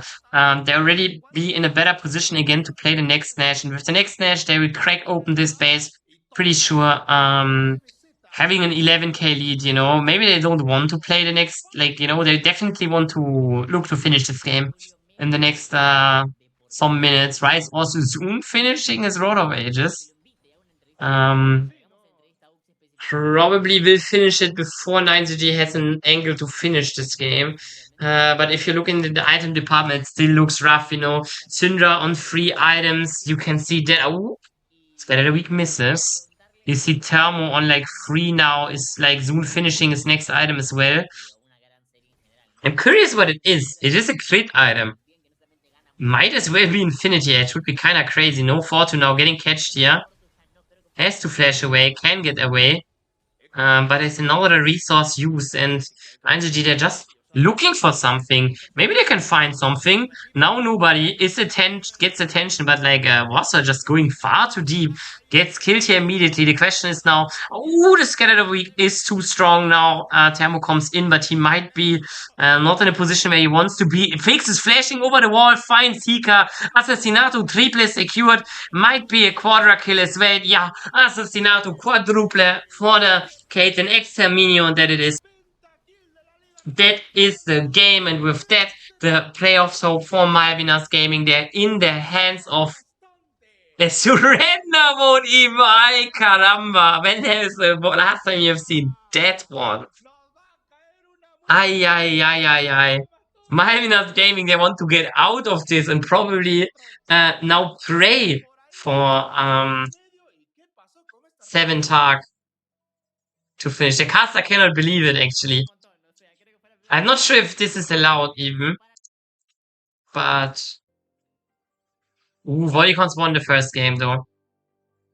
Volticons won the first game, so we wait here until this is over, and we will watch this game.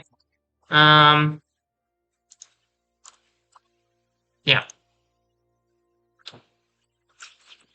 I'm not sure what was picked. We can look how the first game went actually a bit. We have time. Oh. 7 Dark, there gets kinda stomped here against this Volticons roster. Again, Volticons is like really strong. They have won with this exact same roster last split, so yeah. I will add a text here real quick so you know. 9ZG to MVG. And now we are watching 7 Dark versus Volticons. Perfect. Save. Yeah, this game is ending, you know, it looks already pretty tough. Even if they can kill Matorta here, he's kind of respawning, so he's not really dead. Shorty is now going into the backline. Really big ultimate from Chaka here. Oh, also really a lot of damage from Diddy here. And now they can just run over them, and yeah. Tough crowd, tough game. And with that, we wait for a short moment. I kind of need another text here. Wait. Let me find it. Okay.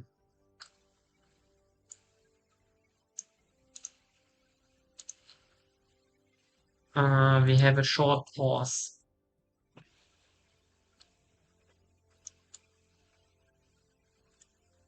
Activating the background, then I'll be right back. You know, as soon as the draft I will release back. I have nothing prepared for this matchup because I was not I didn't thought we would watch it, but since we have so much time, we might as well do it.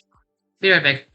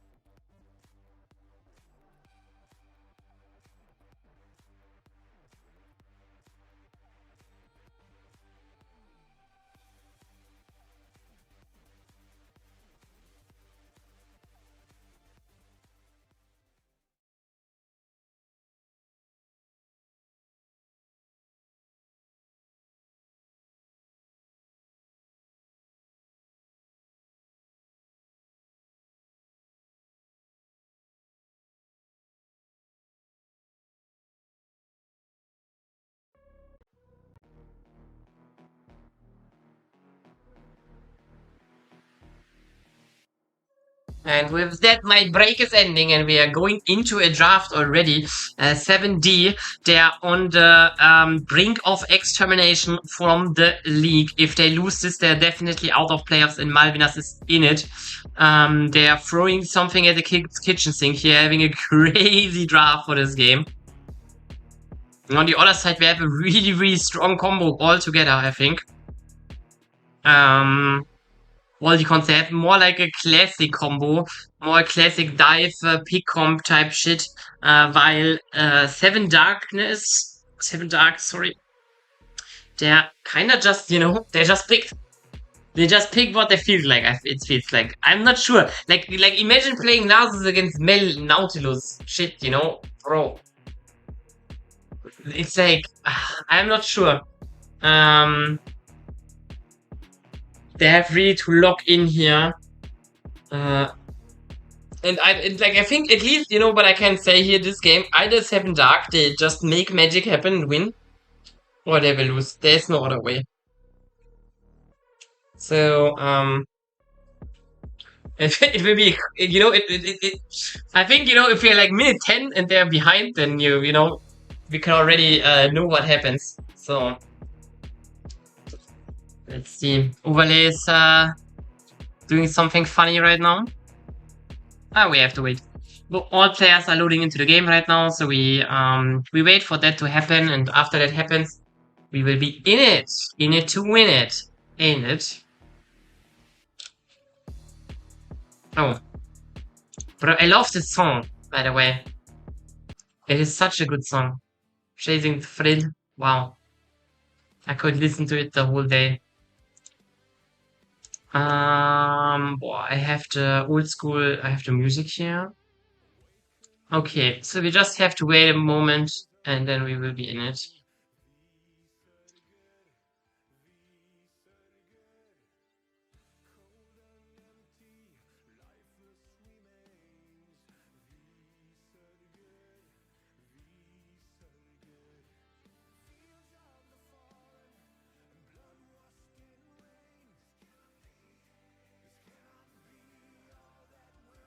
So,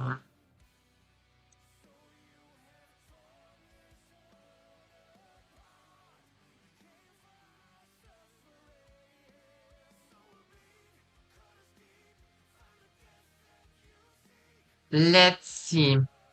It takes a bit of time here, nothing too unusual. Sadly. Oh, but no, wait. Wait, let me activate this. And with that, we are going in. We see 3 people bot lane, 470. But in Shaka, he's not in any dangerous position here. He's just chilling, respecting that this could be an option. His own support was topside, I believe. It's now coming onto the bottom lane. Yeah, I think like top lane Vayne should have an early advantage, though I think Shorty definitely can find an like lethal angle here on the Vayne. I think Liankos on the Vayne probably still has the better position. It will be tough to actually manage to gain anything too crazy out of it. What lane we see already heavy trading. So far not too bad though. Trading a lot of HP. On both sides, though only Nautilus losing HP, while on the other side Ezreal is losing HP. So he seems to be a bit more tanky. Right now, at least. Can heal up again. I think he has used the potion for it. But that's okay. What else can we see here? We see Vayne is pushing wave in as it should be. We also see Claire here in mid lane. Somewhat getting the advantage. But not too crazy. Let's be honest, there's nothing too crazy happening here. Let's see. Also has already no mana anymore. Has no TP, funnily enough, so there's definitely advantage now for the Orianna, actually. So, both junglers. Pathing. Like, Nasus is pathing bot side and Vice is pathing top side. So Giancos needs to be careful. He's weak-sided from his own jungler. So he could be in danger. Also, if you see, like Vi is already like entire camp ahead of Nasus. Nasus' first clear is really dead slow, so Vi probably can find a really big advantage here on the tempo part. The question is only, you know, if you have a tempo advantage, that's good and all, but you also have to use it here. Let's see what Matorte can do. I mean, he can at least secure the scuttle, you know. That's something. He cannot look for the bot scuttle because, like, his bot lane has no prio. So, he will just take top scuttle and then maybe look for Vayne. Giancos has a ward though, so he should not be succumb to this. Realistically. Invading is not really possible for Vi because Nasus clears so slow that his camps are obviously also taking a long time to respawn. But it seems like Matot is just he's also not ganking top lane. He's just resetting, continuing to clear his own jungle. Not that bad. He has put a lot of vision, so they will know where Sia is on the Nasus. No doubt. And yeah. Again, Nasus will stay slow here. Only gotten a Kindle Gem is not really clearing his jungle speed up. Ooh. Child can at least make it that the bot lane is not pushed in. Now he needs to be careful though. Oh, and Shaka is hitting not a correct target, I would say. But doesn't matter. Shadow gets the kill. Shadow is, by the way, new, I think, here. I have to check this right now, because I have not prepared this. But I think Volticons, they have gotten a new support, if I'm not sure. But I'm also not entirely sure how long they have had this support now. Let me check. Let me check. I will figure it out. Volticons. I'm also not sure right now if it's main player, if it's support, substitute. See mid lane skirmish. Oh shit, I have internet issues. It's okay, we're stabilizing, I think. I think we're stabilizing. It is just a bit laggy. But I think we are back. We're seeing a mid lane 3v3 now. 7 Dark looked like they would win for a short moment of time because City was so low. But now they're bouncing back. The Nasus really is not really doing anything, honestly.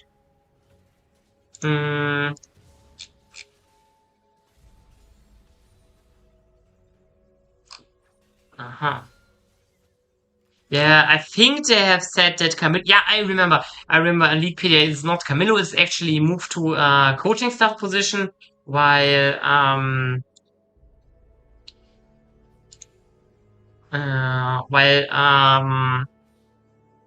Shadow is has joined as a support.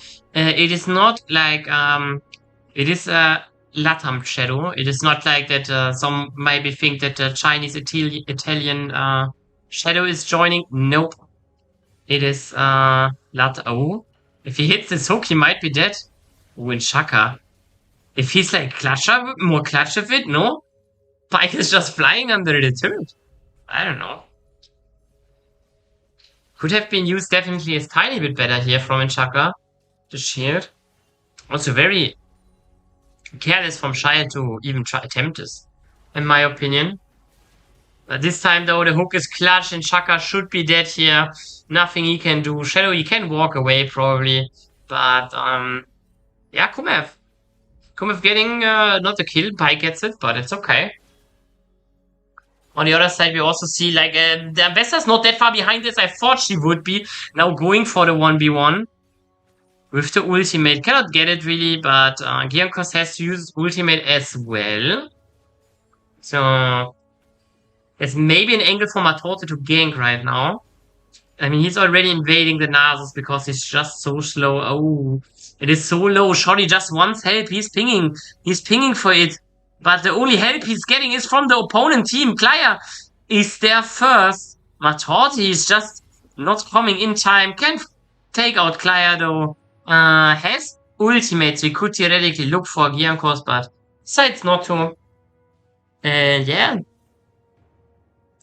I think Shoddy really hoped for more help and quicker. His jungler though was just chilling. Not really doing anything here with it. As it is a minute 7 game, there's nothing too crazy happening. No early dragons are attacked. Theoretically, the grubs are spawning soon, and you can see Shadow is already on the map. So they might look for a position to take the grubs. But what they're definitely not taking is early dragon. Matorte needs to be careful now. Nice flash from Giancos. Gets Matorte into the wall. Now the fight is turning into the other direction. But Giancos will secure the kill. Or it's like Zia. It doesn't really matter. Giancos is dying now. Shorty. Oh, did he? He gets sorry. He gets catched there. And Shadow has to flash away. He has an anchor, so he probably can get farther away. If he's not using it soon, he might be just stand. No, they're looking for a back. I'm not sure what their plan there is. Shorty's also staying like really close, going in here. I think if Shadow is just hooking in, no, then Child is immediately dead here. But decides to not do that. I'm not sure why. Honestly, maybe there's, Shadow just joined the roster really recently, so maybe there's, maybe they're not yet on the same page, that can always be. There can always be some, sorry. There can always be like some miscommunication, especially when you're a new support coming into a team. There can always be like something that is not working out. Bodycons, they're taking the grubs anyways, though. On the other side, the dragon gets secured, though. Now let's see. Shadow does not find an anchor, but they have vision. No, they have no vision. Never mind. So Child, he's waiting in the shadow. And Nasus is still at the dragon. He takes like really 10 ages to do it. It's honestly quite funny to see how long it takes. Shorty's now going in, but Child is acting now. Child is also the first one to reach. His ultimate misses. Shorty cannot find it. Now they're hitting different targets, but should be fine. No, Vi ultimate. Vi ulti will be soon there. So they could look for a deeper dive. So far it's a 1-for-1 play, and it's like not what you expect here. Because you really wanted to dive the Vayne. Now Vayne lives and your top laner is dead. Yes, you're getting the support, but in the end, it's the support. Who cares? Ooh, ultimate from Ryze they use too. But Bodycons, they are not looking for anything deeper here. So, no problem. I love the Latam scene. I'm very happy to be able to co-stream. And even having an official co-stream, Like, not just me doing it, like, it is also integrated into the structure, I would say. Now let's see. 7D, they're like looking really deep, like they're slightly gold behind, but like especially around the pike, they're doing a lot, and the Nasus is like getting really far ahead.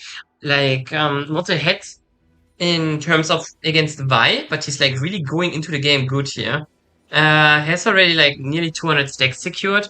There could be a bot dive as well happening, but doesn't think like, no, they're just invading here. And yeah, if Nasus is a pick that we have seen sometimes, but if you're asking yourself, why is this Nasus going Protoplasm first? Isn't that like really bad because, don't you want to have something to clear faster or something? The reason why you go Protoplasm first here on Nasus is because you don't play for your early game anyways. All those Nasus players, they really sacrifice their early game. Anyways, they're having less tempo, they're chilling. And if you ult on Nasus, you're actually getting a lot of armor and MR. I think on level 16 it is like 75 armor and MR. So actually you heal a lot with the Protoplasm. So that's the reason. And like, since you're sacrificing early game anyways, at the moment, like, at like 2 items it doesn't even matter anymore that you have no damage, because then your Q has so many stacks that it will automatically deal a lot of damage. Matorte is looking in here. Child 1 HP. Giancos can stun Shorty, but probably will not be enough. Now a lot is put onto Giancos. He's dying immediately. Shorty needs to be careful now. Pai could look for an ultimate. Never mind. He's level 5 in minute 12. Wow. Crazy actually. Doesn't have an ultimate, and I think, Shadow look for an hook. Has to flash out immediately. I'm not a huge fan how Child is playing Spike here, because he's like so low underleveled that he doesn't even have his ultimate. So I think it is like I really would like him to get his ultimate finally, because without it, you know, with ultimate, it is so much more easier to play on Pike catches and to like snowball with gold. Because if Pike kills someone with ultimate, you're generating a lot of gold for your teammates because they're getting like, you know, what? Guys, why do I have, okay. Oopsie. Sorry, that did confuse me. I was not prepared for that one. Anyways, what have I missed? Wait. Can we go back in the past? I just want to see what happens here. They like kill Clio? Yeah, no, Clio escapes. Okay, crazy. Crazy. Now another try here. Shield child nearly dying. Now the Nasus though, he's just running down Shorty. No, yeah, he flashes behind, slows him and Qs him, takes him out. More stacks for the Nasus. In general, Zia has a fantastic game so far. It's coming up really strong. So, not too bad here. It's really the one right now that has to carry his team. You know, especially like Pike and also the Vayne. They're having a tough game here. Also, Ryze having a tough game. But especially with a so strong Nasus, there's a lot that can be done here. Child here nearly gets catched. Though I think Nasus, like, you know, right now he has an easy time because there are no, like, team fights happening. But I think later against, like, Mel, probably Nasus will have a hard time playing. But let's see, 7 Darkness. You know, they kind of need to win this game. If 7 Dark can win this game, or the series in general, then they can get into the playoffs. You know, there are playoffs in. You know, they just have to win this. Then they are playoffs. If they lose this, they are out. They are not reaching playoffs. So it is now in their own hands here in this game too. Voldicon's obviously already one map ahead, but that doesn't mean anything here. There's always the potential for a comeback. I think ZEN Esport earlier today, they showed also a really strong showing in the game too. And they could bounce back. They couldn't finish it in the end, don't get me wrong. But at least they had a strong showing. So let's hope that 7 Dark, even if they maybe not win the series in total, let's hope that they have a strong showing one more time. Because it might be their last time for this year that they are playing. In general, the game has been a bit on a slower pace now. Ooh, did he nice sidestep here. Sadly, we have no timer for the dragon anymore, so I have to time this myself. The overlay is broken. It is also not a Hextech map as far as I'm aware. It's an ocean map. So, yep, overlay is broken, but it's okay. In general, the game is just taking a bit of a slower approach. Harald is now taken for Volticons. Next neutral objective on their menu. They also have secured they have also secured sorry, the overlay is confusing me. Do you see this? Oh no, yeah, no, I see it, but it says that like Volticons has 1 dash, bro. What the fuck? This overlay is so confusing. Why does Volticons have a dash? Bro, it's minute 16. That's okay. Gilly now again on the target. Holy shit! Bro, Child getting so much damage. Nearly getting one tap by QW. Oh my god! Gilly just murders him! Ay. Child here has a really tough time on his Pike. He looks not just really useless, but he's in actual factual really useless. Just gets popped like a Luftballon, you know? An air balloon, sorry. An air balloon. Now Zia is now on the way in. He is really strong. There is still an Orianna ultimate. No, the shockwave is actually used. I'm wrong. But doesn't matter. Zia, he's tanking a lot, but in a 1v3 he cannot win. And this is really tough here. The Nasus was like, it's like your hope in the game for 7 Darkness. for 7 Dark, not Darkness, sorry. For 7 Dark, and like losing him here is like tough. Gets shut down here. Also, if Nasus did, like, the big issue of being dead as a Nasus is when you are dead, you know, like, because obviously in League of Legends there are sometimes time windows where it's like really dramatic if you die, and sometimes, like right now, for example, with no major objective on the map or anything, it's like not too bad to die. Like, you know, it's obviously not good, but it's also not too harmful. But on a champion like Nasus, where you're so depending on like getting your stacks, it is then actually still really harmful, because when you're dead, you cannot stack. It's just not just the farm, it's like, you know. Oh, Matorti is going in. Cannot find Klaya, but finds Child. He might get away with a dash. Nope, he's just immediately burned. Another kill. He's 1-6-3 now on the Pike. Had flash. Couldn't use it though. Really tough position. Shorty now in the 1v1. He has an, he's funnily enough, his Edge of Night, so he does not want to, so deny the Vayne E, but it still looked pretty unfair. Even though he has an item lead here, had an item lead, and Chaka has to flash defensively now. Gets another 2-shot barrage hit. And Nasus now flashing forward, but a great melee, but it won't be enough. Shadow is dying, and in Chaka he has no way out of it as well. Giancos even flashing for the kill. Let's see if that is really valid. It's like, if that is a good decision for them. Flash forward from Matorti here. With the shockwave secures. But Diddy has to flash away as well. And both teams, they are playing a bit sloppy here, I would say. Like, you know, playing like back and forth, dropping, and crazy. We also still have no third dragon alive. Now there's a Harald used though, that could indicate that the dragon is spawning soon. Not sure what they really want to get here. Zia is really in danger here. He tried to defend, but he's just dying, gets taken out immediately. And let's see now. Child also running away, but he probably can get away. And dragon is now spawning. So I'm getting ready to type in chat when the next dragon will spawn. It's probably 25. Because our overlay is sadly not working. Two-shot barrage is used to try to steal it, but attempt is not really working. Dragon is now secured. This is the second one for Volticon, so it is not too dramatic either. It's also only an ocean dragon, you know, and an ocean soul in general. You know, it is not too dramatic. There's definitely still potential for 7 Dark to come back. The Rise also like only like 3-4 more minutes until he is spiking his Rod of Ages. So yeah, game is really close here, you know.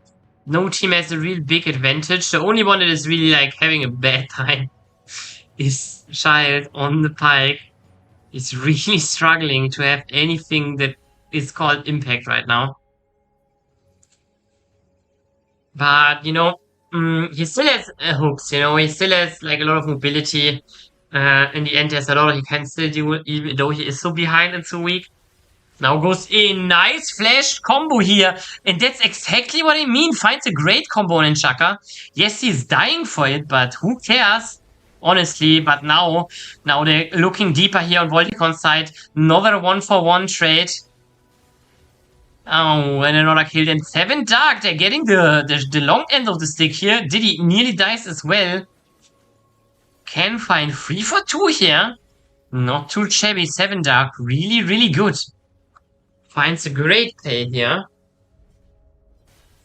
On the backbone of the Pike here, finding like a great ultimate flash E. Securing the kill on the enemy AP carry. On Chaka. That in general has like a tough game this far.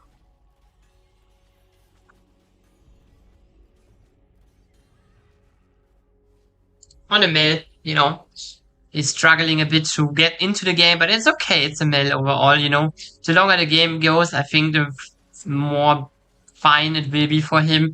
He is also why he's like kill goals behind. He's like not he's not really any major items or so behind, you know, his CS even too slightly ahead even, so we're looking in here. Zia is again the target, has no flash. Yes, dann besser ulti missed, but now they have to be careful. Zia, he could just run over them, especially if Gianco's in the back. Shorty has to run away, he gets away. There's a TP coming? No. It looked like a bit like a TP, but it wasn't. Shadow now is getting hooked here, but also not to worry. No big plays going. And Diddy here, he tries to be to get to the position where he's the difference maker. So far with a rocket belt, you know. Rocket belt is not really a good damage item, but has 10 stacks on the Dark Seal. Probably will not finish the Majors anytime soon, though, because I mean, actually, I think he should. He's so playing so well this game. And it will be really hard to catch here if he continues to play like he's just playing the whole game. I think a Majors would be really good here because it gives him movement speed. Now we can see here Gianco's trying to cross map, while Voldicons, they are taking the top turret here. He's now hitting the second turret as well, so there's definitely a lot of potential here for the Vayne to do good. Though Shorty is coming to defend it. He's not really winning the 1v1 against the Vayne, but we see a fight here. Zia losing a lot of HP. This could be a potential Nash angle, if they can find a kill on him. If not, it will be a bit harder. But definitely not too broken. Also, we have to keep in mind Dragon is now spawning in 1 minute. So, it would be the third Dragon for Voldicon, so definitely something you would like to have. Having secured vision at Nash as well. They have a good vision line topside, you know, but around Dragon, you know, they have barely any vision, you know. So, let's see how this sequence is played out in the end. A lot of potential for it to go crazy. Nice reaction from Inchaka here, throwing the two-shot barrage that is only used to poke back. And both teams are grouping around the Dragon. It spawns in like 10 seconds. And Ambessa Shorty is still far away. So the first initial will be hard. Secured is though, they're going really deep here. And Zia, he's losing a lot of HP immediately. Dying here too. Yes, they can trade 1-for-1, but another kill is secured. Now Shorty finally reaching, flashing on Giancos, but he can get away. Oh, Shorty cannot finish the kill, but on the other side, another kill is secured. Nice dice as well. And with that, it is a 2-for-3. So slightly more advantage position for Voldicons, though it's like not too bad, you know, either. And it's like a really close fight here, especially considering that Shorty was not there from the beginning. I think if Shorty is there immediately, it would be even worse. Dragon can now be secured probably as well. There is still a two-shot barrage there that could be used to try to steal it because there is no smite. Let's see if it can be used here. Doesn't look like it. Dragon secured. And with this, Voldicon, they're still going behind, funnily enough, but I think like on the map, they're having a slight advantage here. And also, I think their team comp is just a bit superior in the fights to come. So, 7D, they have really, you know, they have really to find the mistakes of the Voldicon roster. They will do mistakes, you know, then you have to punish them. If Voldicons just plays this from now on clean and perfectly, I think it will be probably pretty hard for 7 Dark to do anything. But Giancos now, the Vi, this is why you pick Vi and Bessa together. This is exactly why you do it. Giancos still on a mission here though. In the end, he gets killed, but it took them like a long time. But you can see, you know, you can always point and click the Vi ultimate. And because of the CC of the Vi ultimate, you can always also hit the Ambessa ultimate, prolonging the CC chain and like making a very lethal combo. You can also combine it with an Oriana ultimate, for example. With the AoE damage of Mel, with the AoE CC from Nautilus, you know. So like in general, I think Voldicons, they have just such a strong teamfight combo. because their champions are really good. Now we're going into a pause though. Yeah, I cannot tell you who it is, but I wouldn't be wondering if it's Voldicon's jungler that has issues here, because he's question mark pinged right now. Okay, they have ended the other stream. Okay, so we're not missing out on anything. We're not missing out on anything right now, at least. I think there's like 2-3 seconds behind. But doesn't change anything. Yeah, I think 7 Dark, they have definitely still a chance to win this game. They're also gold ahead, but it's like, it is not so easy.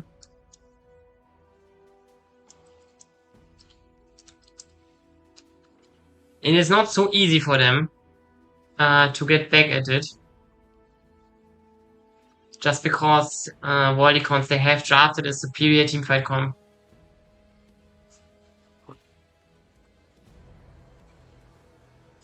Yeah. So for now, we're listening a bit to Pentakill. Waiting how it goes. Where's my OBS? Here's my OBS. Sadly, we have to wait. It is okay, you know, it is... Oh, we're going back into the game. I've missed nothing so far.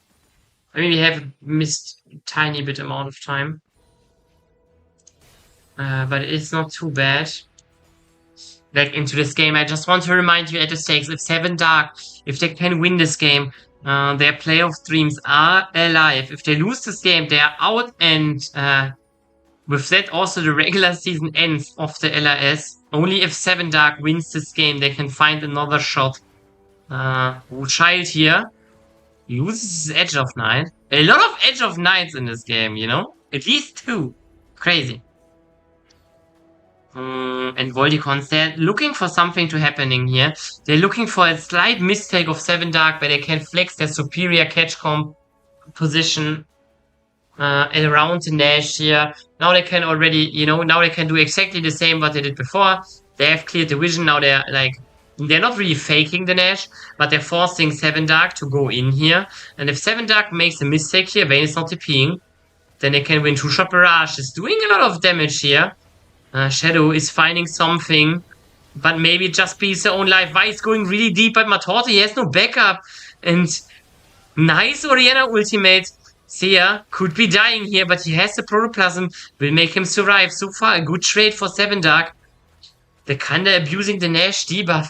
And Voldicons, they thought they have it, but they're just playing a bit split in the fight, not finding the same target. And yeah, this comp they have that is really good at fighting if they're hitting the same target. But if they're not hitting the same target, then it's a bit hard. Dragon here, Nash here, is still contestable for Voldicons, realistically, because they have the poke mage. They have, for example, a Mel that can find a really big execute here. The question is now, like, Zia is like really low here, gets executed, the Nash is still alive, and Shaka has to run now for his life. Shorty is there too. Now they're pinching them, but... Oh, nice ultimate from Shorty. Gets the first kills, chases Giancos, but Giancos is not in a position where he is dying. Still, it doesn't matter. In Shaka finds the Assassinato Doble, and with that Exterminio, and with that the Nash should be done.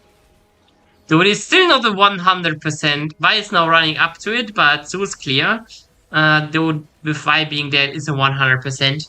And Voldicons, it is exactly what I say. If they play this clean, it is so hard for 7 Dark to do anything. Yeah, they fumbled on the Nash first, but then they locked in again and secured it. I sadly have not timed the last dragon, but dragon should also spawn in like 1 to 2 minutes. So realistically speaking, I think Voldicons, they need to... How do you say?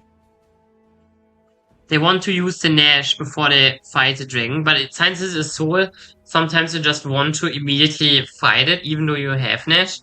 But they're also grouping as 5, you can see. Shorty has reset it, he's coming in, tries to fight with his team in the mid lane now.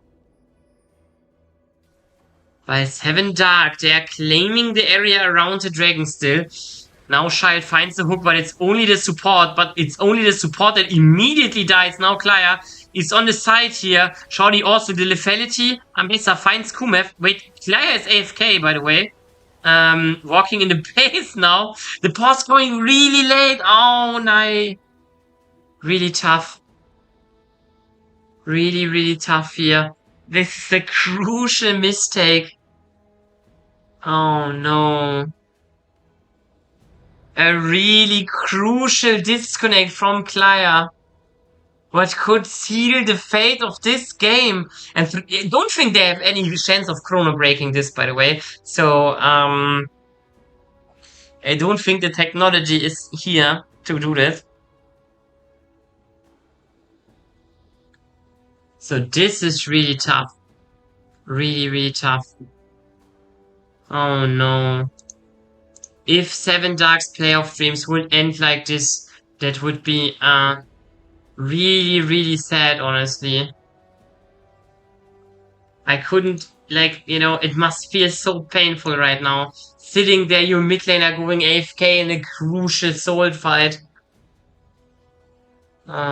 Yeah, but it's even worse. It's not just a lot of pauses. It's also, we can like go back for a short moment. Wait. Like, look at the fight here. The fight breaks out. Klaya still doing a lot of DPS here. And now,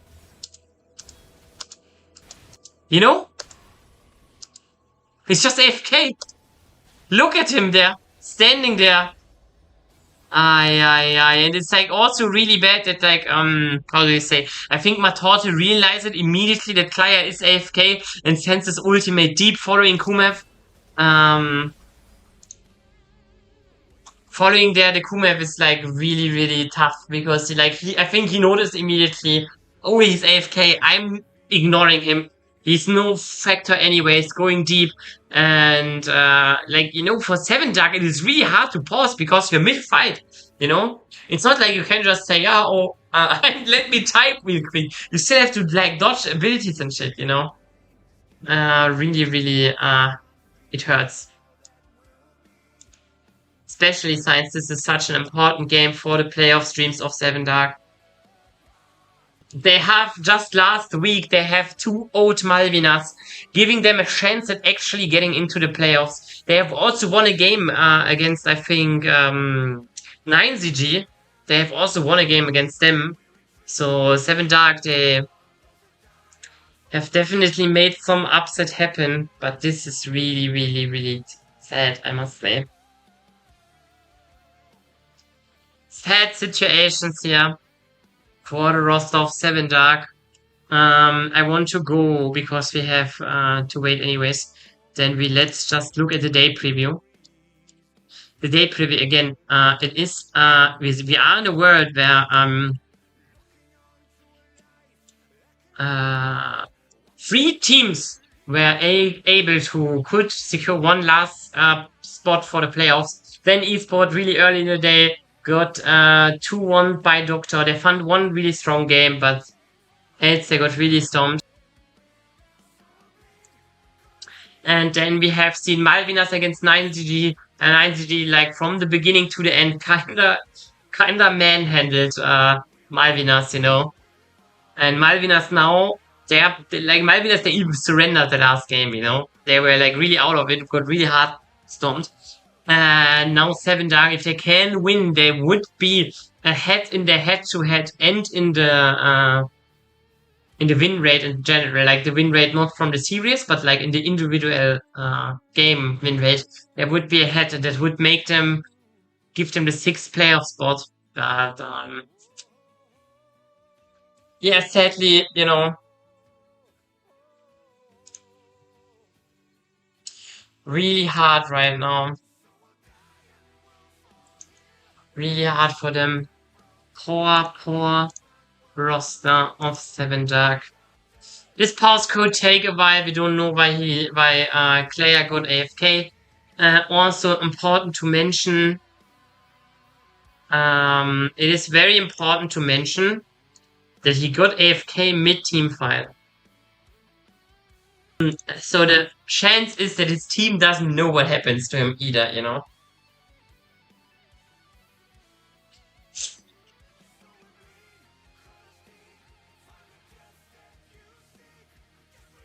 Because sometimes you just pause because you have bad internet, you know? But this was not a pause because of bad internet. This was pause because of a hard pause.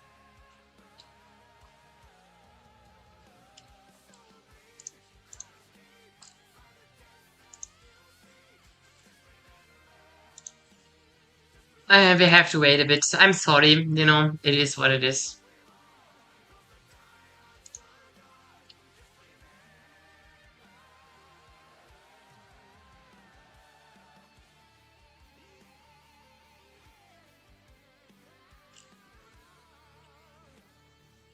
Waiting, waiting, waiting.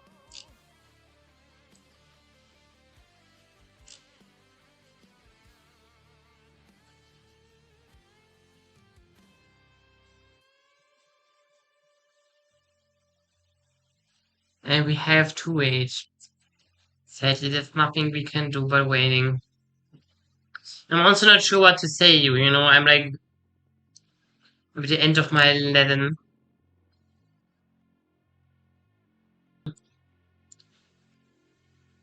In the end,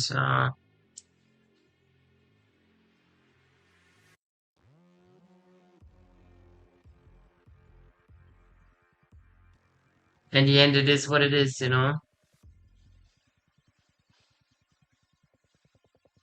It is what it is.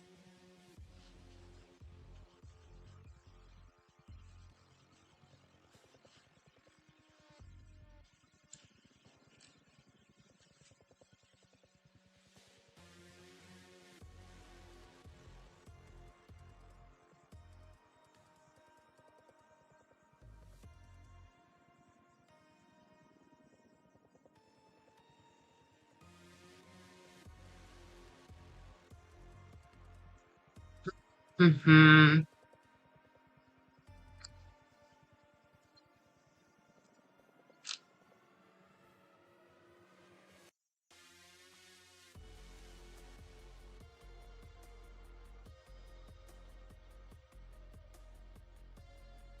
We have to wait, wait, wait. It's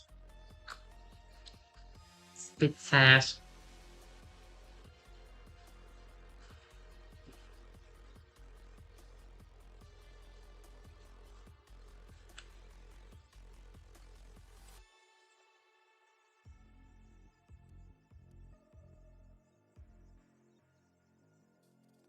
Yeah, but I think it's already, you know, I think that the issue is not just that the pause is in like when the pause is happening, it is also tough that like, you know, that Seven Darks Midlaner Client that he was AFK in the fight, so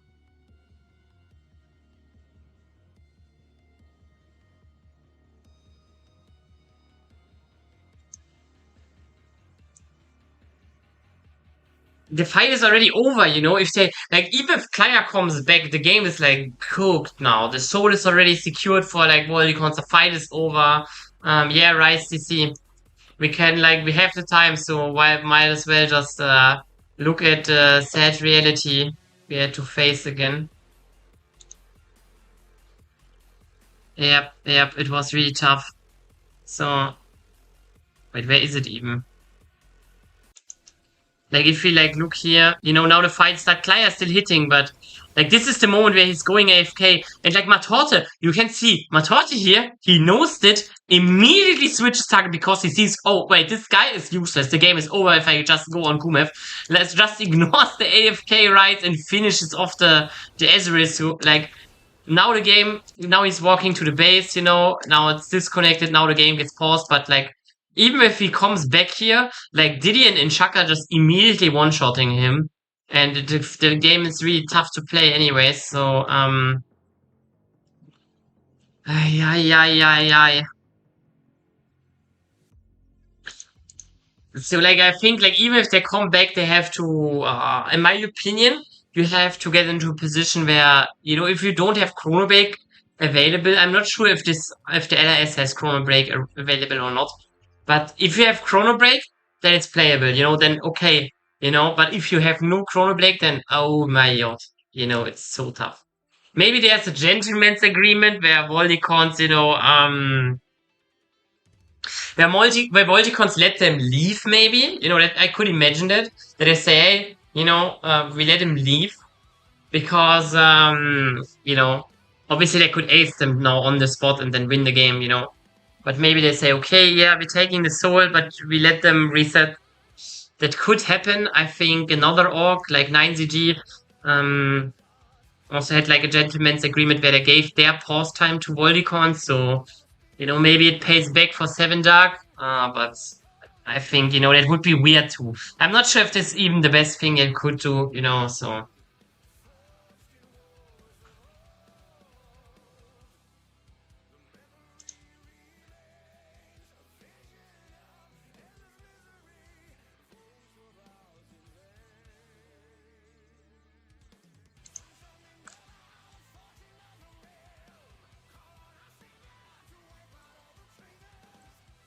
Sad, sad, sad. We have to wait.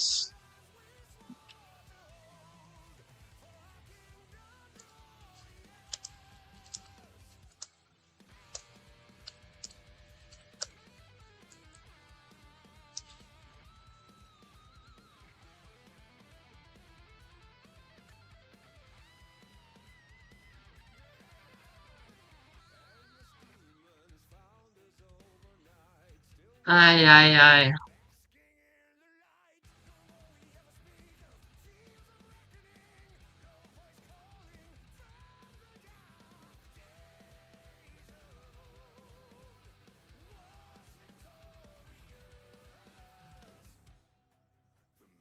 Ay, ay, ay. Also something that is really crazy, by the way, that I just kind of want to share you.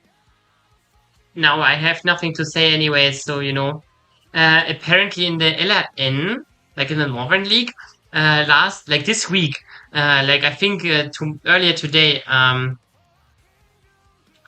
okay, how do they solve it? We have to wait. Like, both teams have like, I don't know. I don't think they have Chrono Break. We have to wait. Even like the thing is, it could be that Klaya is just not coming back too.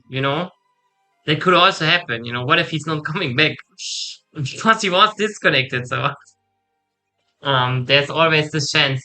And it's some funny thing I want to share here with you. In the LRN, apparently the whole NCG team, they have decided to not play because of some org problems. So, yeah, it's also kind of crazy, in my opinion,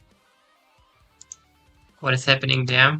So, let's see if Seven Dark can come back and keep their playoff stream alive, or if they're just cooked as fuck.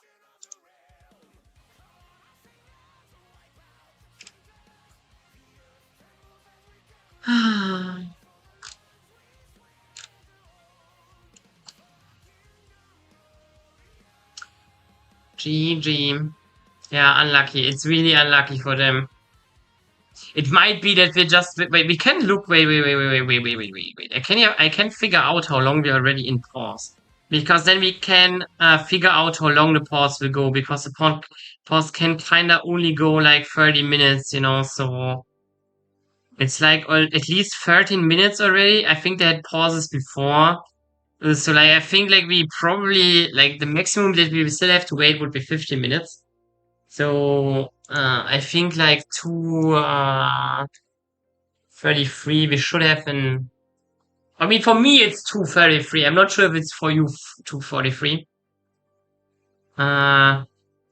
Yeah, we have to wait.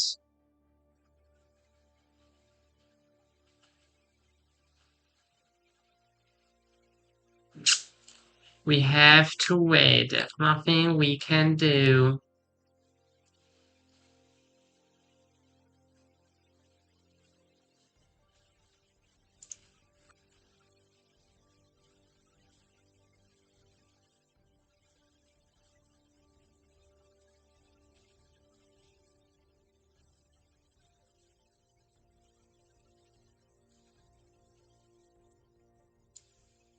I mean, the thing is, the 4v5 thing is like, it could happen, you know. It depends on how Seven Dark decides, probably. I think if they, like, you know, if they, like, breathe in all the hopium they have, and then they say, okay, but what if we are holding, like, 5 more minutes and then Claire comes back and we can win, you know? But Seven Dark are really in a tough situation, actually, so I'm not sure if that is, Oh? Oh? Wait, it's continue. Klaya is actually wait. Let me go back. So what I think happens here actually is wait. They actually let Klaya leave, by the way. Wait. We see it here. Klaya is in base. They have left him alive. So they still aced him. Or Klaya, no, Klaya is still AFK, by the way. Oh no, it's 4v5. It's a 4v5. Klaya is still AFK. Yep. Oh no. Oh no.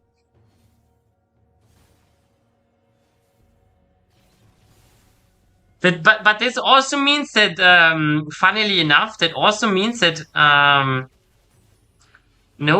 What I think happens here is, it could be that, because every team has only 15 minutes to pause.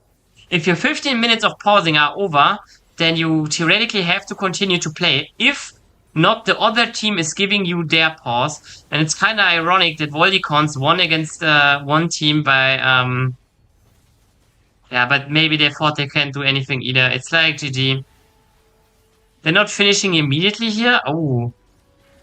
Child is trying to get a wave here away, but will probably not be enough. They're going in here. Killed, and with that it is GG. The playoffs are over with that for Seven Dark. They had a real shot at this game.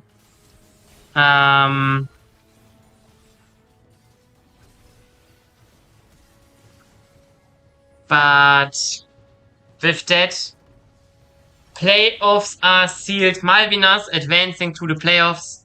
And GG. That's it for today, funnily enough. Like, today's over. I also, wait, let me look something. Oh, I'm sorry for, if I think there's, the next stream is on Sunday, by the way. So there are like now 4 days where I not stream. But I will stream on Sunday, the 19th, the LRN regular season. Then I think on Monday I will also stream the LRN. I will try to stream maybe the Brazilian second Division 2.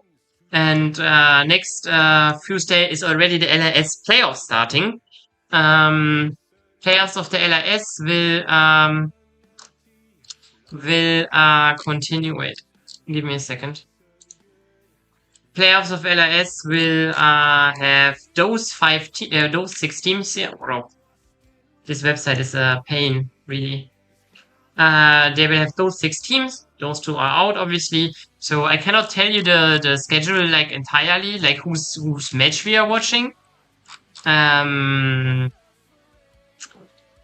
Because it is not here yet, you know. So I cannot tell you with what match we start. We probably start with one of those, honestly. But yeah, we will have to see. I cannot tell you right now. But with that said, today is over. Thank you for watching, everyone. I hope you had a fun time. I hope you will come back to playoffs. I hope you come when the LRN is regular season, and I hope we can stream at least some of the CD games as well, the Brazilian second league. I really want to watch Estra Esports, another LATAM organization that tries to reach tier 1, so always fun to see that Ollie is playing there. So yeah, thank you for watching. I hope you have a great night, and goodbye. Adios.